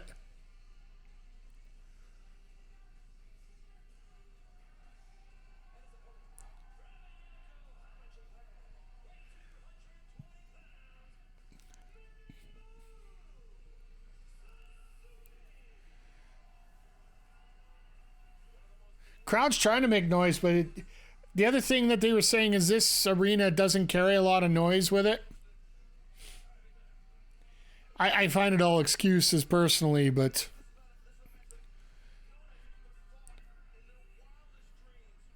I just have a feeling that they might not go back to this venue for a couple years now.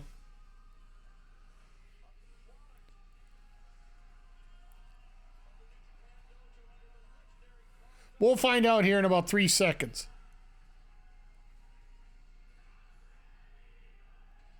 All right, not bad. Not bad, cousin. Yeah, not bad.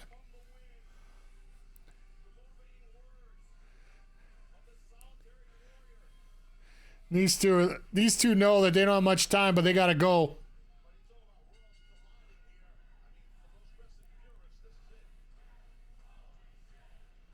All right, crowd. Thank you for showing up tonight.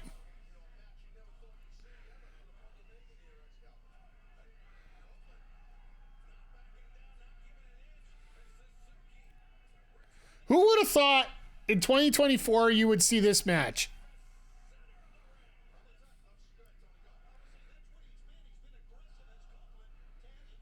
Doesn't carry a lot of noise. Sure. That's why they look like they're on value when they pan to them. Exactly. That's why I'm like, ugh.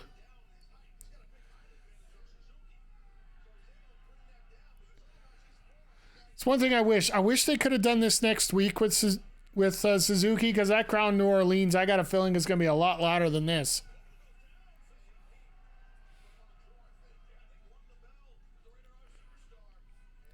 But here's a question, Chad. I know we got a great match going on here, but I want to ask you, do you think they should move down, like maybe do some smaller college stadiums rather than, or arenas versus doing these major hockey and basketball arenas?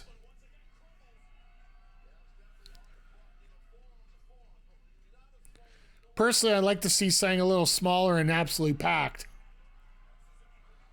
Make the tickets worthwhile that you're going to have to pay that much to get in. They're going for the Gotch pile driver already?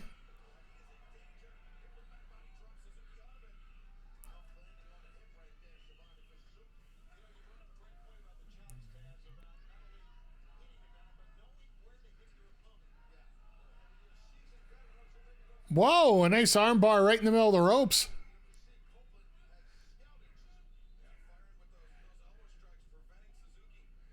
Here comes the spear through the rope. Oh, no. Boot.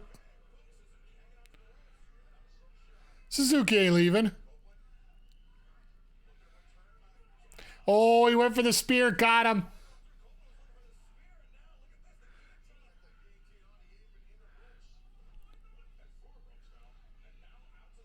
Gotta go with smaller right now. More noise. Looks busier. Feels super important.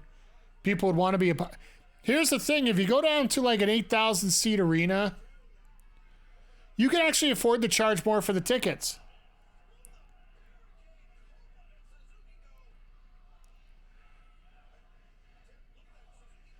Don't call the match. Please don't call the match. Remsburg, don't be an idiot.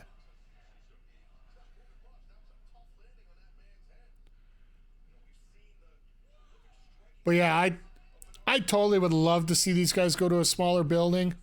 And of course, they're going to get the teasing online about it, but when are you not going to get teasing online? And make your pay-per-views go to the big buildings. That way it makes it feel like it's worth going to them.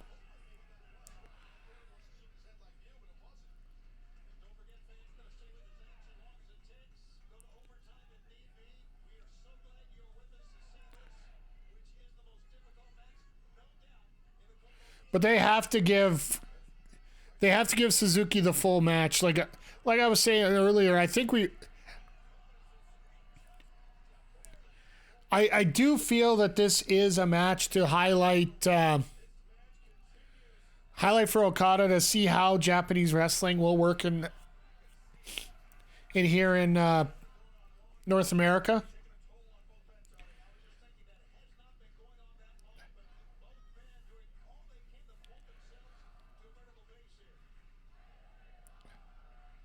Like, as much as we talk about free agency and where to go, I honestly don't feel that WWE is as open as people say that it is. They're looking to cut costs. They haven't released a ton of people outside of what they did in September. And knowing UFC, they're gonna want to cut some more.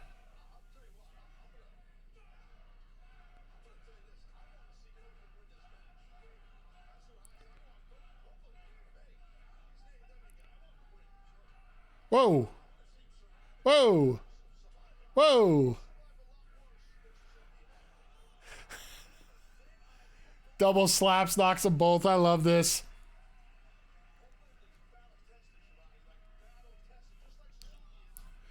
They are getting a nice little mini match in here. But I'll tell you this, as soon as the match is done, they're going to fade to black right away. Okay, so 2 weeks from now in Phoenix, Arizona. Basically where Sting lives now. Oh, he lives in Texas, sorry.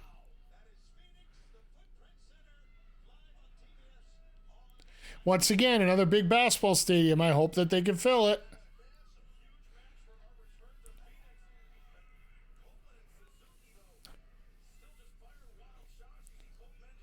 Like, I won't feel bad about, like, when they come to Alberta here in May, they're only going to open up the bottom row, and we're going to get just as much as we do for an Oil Kings game. We'll get 7,000-8,000 because that's what we do. But once again, I haven't bought a ticket yet because, well, frankly, I want to wait day of. I'll take the risk because I know there'll be lots of seats that are cheap.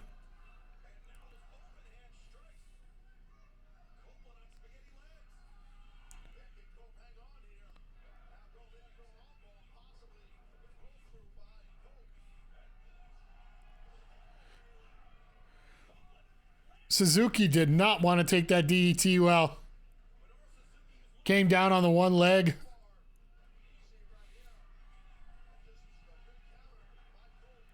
Like, that right leg was still up. It was hard for him to get down there.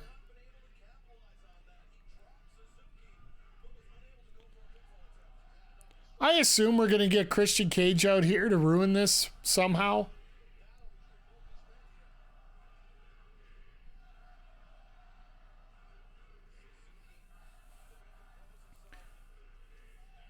Well, the crowd's making some noise now, so I don't feel bad here. But the rest of the crowd was just...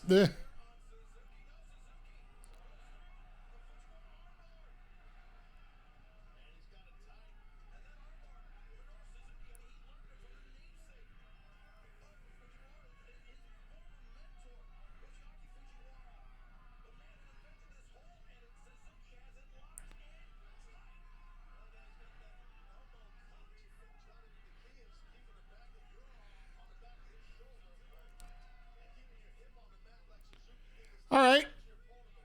Now we got the armbar in. Now let's get the sleeper. There's a sleeper.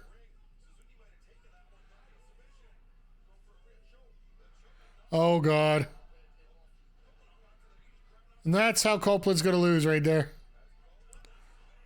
Whoa. Hello. Nope.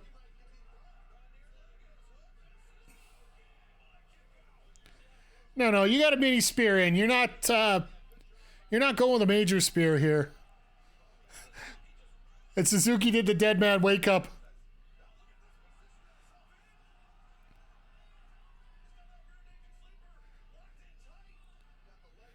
Okay, so they're gonna... Okay, now this makes sense.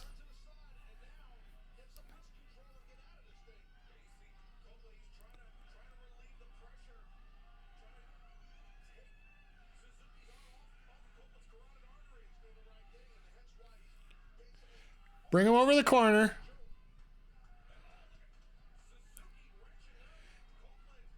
Copeland's got a great selling face. I think we all can agree on that.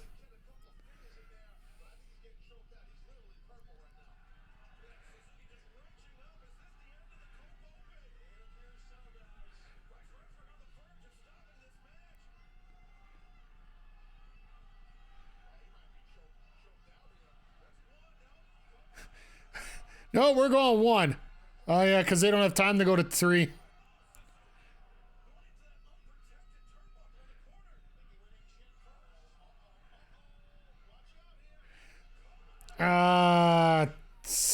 Copeland, jeez. All right. Not the easiest hookup, but I guess that move is a little tough to take if you're not used to it.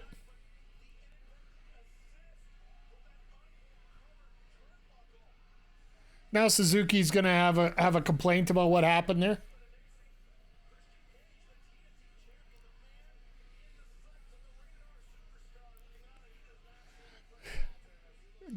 I wonder if they're going to use that for stock footage in the future.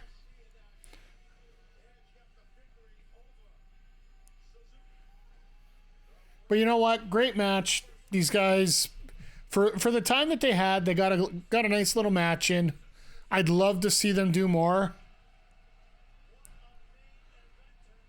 And it's not like Suzuki's not apropos for coming in all the time, right?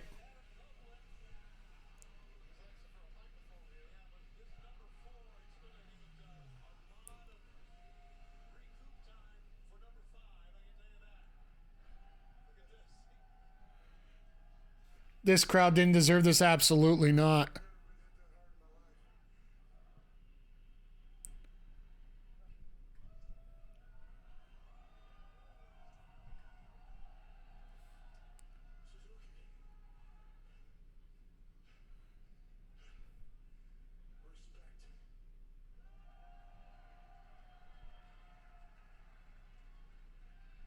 Now, does he shake his hand? Suzuki's not known for shaking hands, I do believe.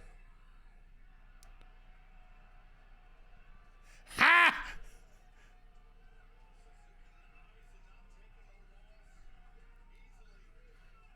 Murder ground pound.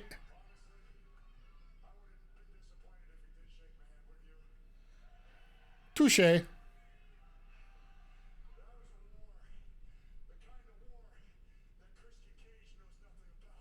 Ha!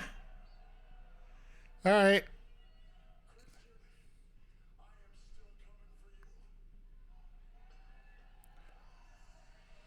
All right. Nice little finishing promo here. I guess if you're getting a 5-minute overrun, you might as well use all 5 minutes, right? Yeah, so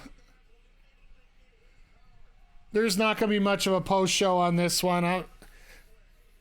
The show wasn't over the top here. It wasn't spectacular. You can tell it's a middle of the road, just trying to get through it kind of segment right now as we're fading to black here. You got Swerve Strickland, you got Hangman Page, or Hangman TA, sorry. They're starting to get their position set up here. They're doing a pick your poison match next week where they pick each other's opponents. You're getting Wardlow has started. Basically, you got fed Trent Baretta, which they're trying to make credible, but they keep making him lose. So you take it whatever way you want there. Jeff Hardy, yeah. Swerve did a hell of a job keeping him in that. The trios, I think would have had a lot more. If it got a little bit more time, it would have been a really good match. The women's match, Thunder Rosa, Red Velvet, they're both looking great. Like we mentioned in the chat here, Red Velvet is looking like she's about ready to get into that position where she could take on anyone or take on Julia Hart for the TBS Championship. And Thunder Rosa, well, we'll see where she fits into the match. Feel there was no chemistry in that match. Hey, Jupe, good to see you, by the way. It did feel comfortable, but yeah, look, the reason why the reason I can understand where you're coming from here. That last little sequence in the women's match where they started to get finishers going and whatnot, it just didn't click at the end. Throughout the match, it looked okay. Like I think Red Velvet, for as new as she is somewhat ready to work with Julia Hart. And I'd love to see her in that TBS area there. We found out we're going to get Deonna Purrazzo and Taya Valkyrie next week, which should be a banger. We found out that Sting and Darby are going for the tag titles in 2 weeks. And this main event match, I think Zodiac summed it up perfectly. It was a good match that the crowd didn't deserve. Even if they are typically quiet, you need to be a better crowd than this in order to deserve a match like this, if fully. So.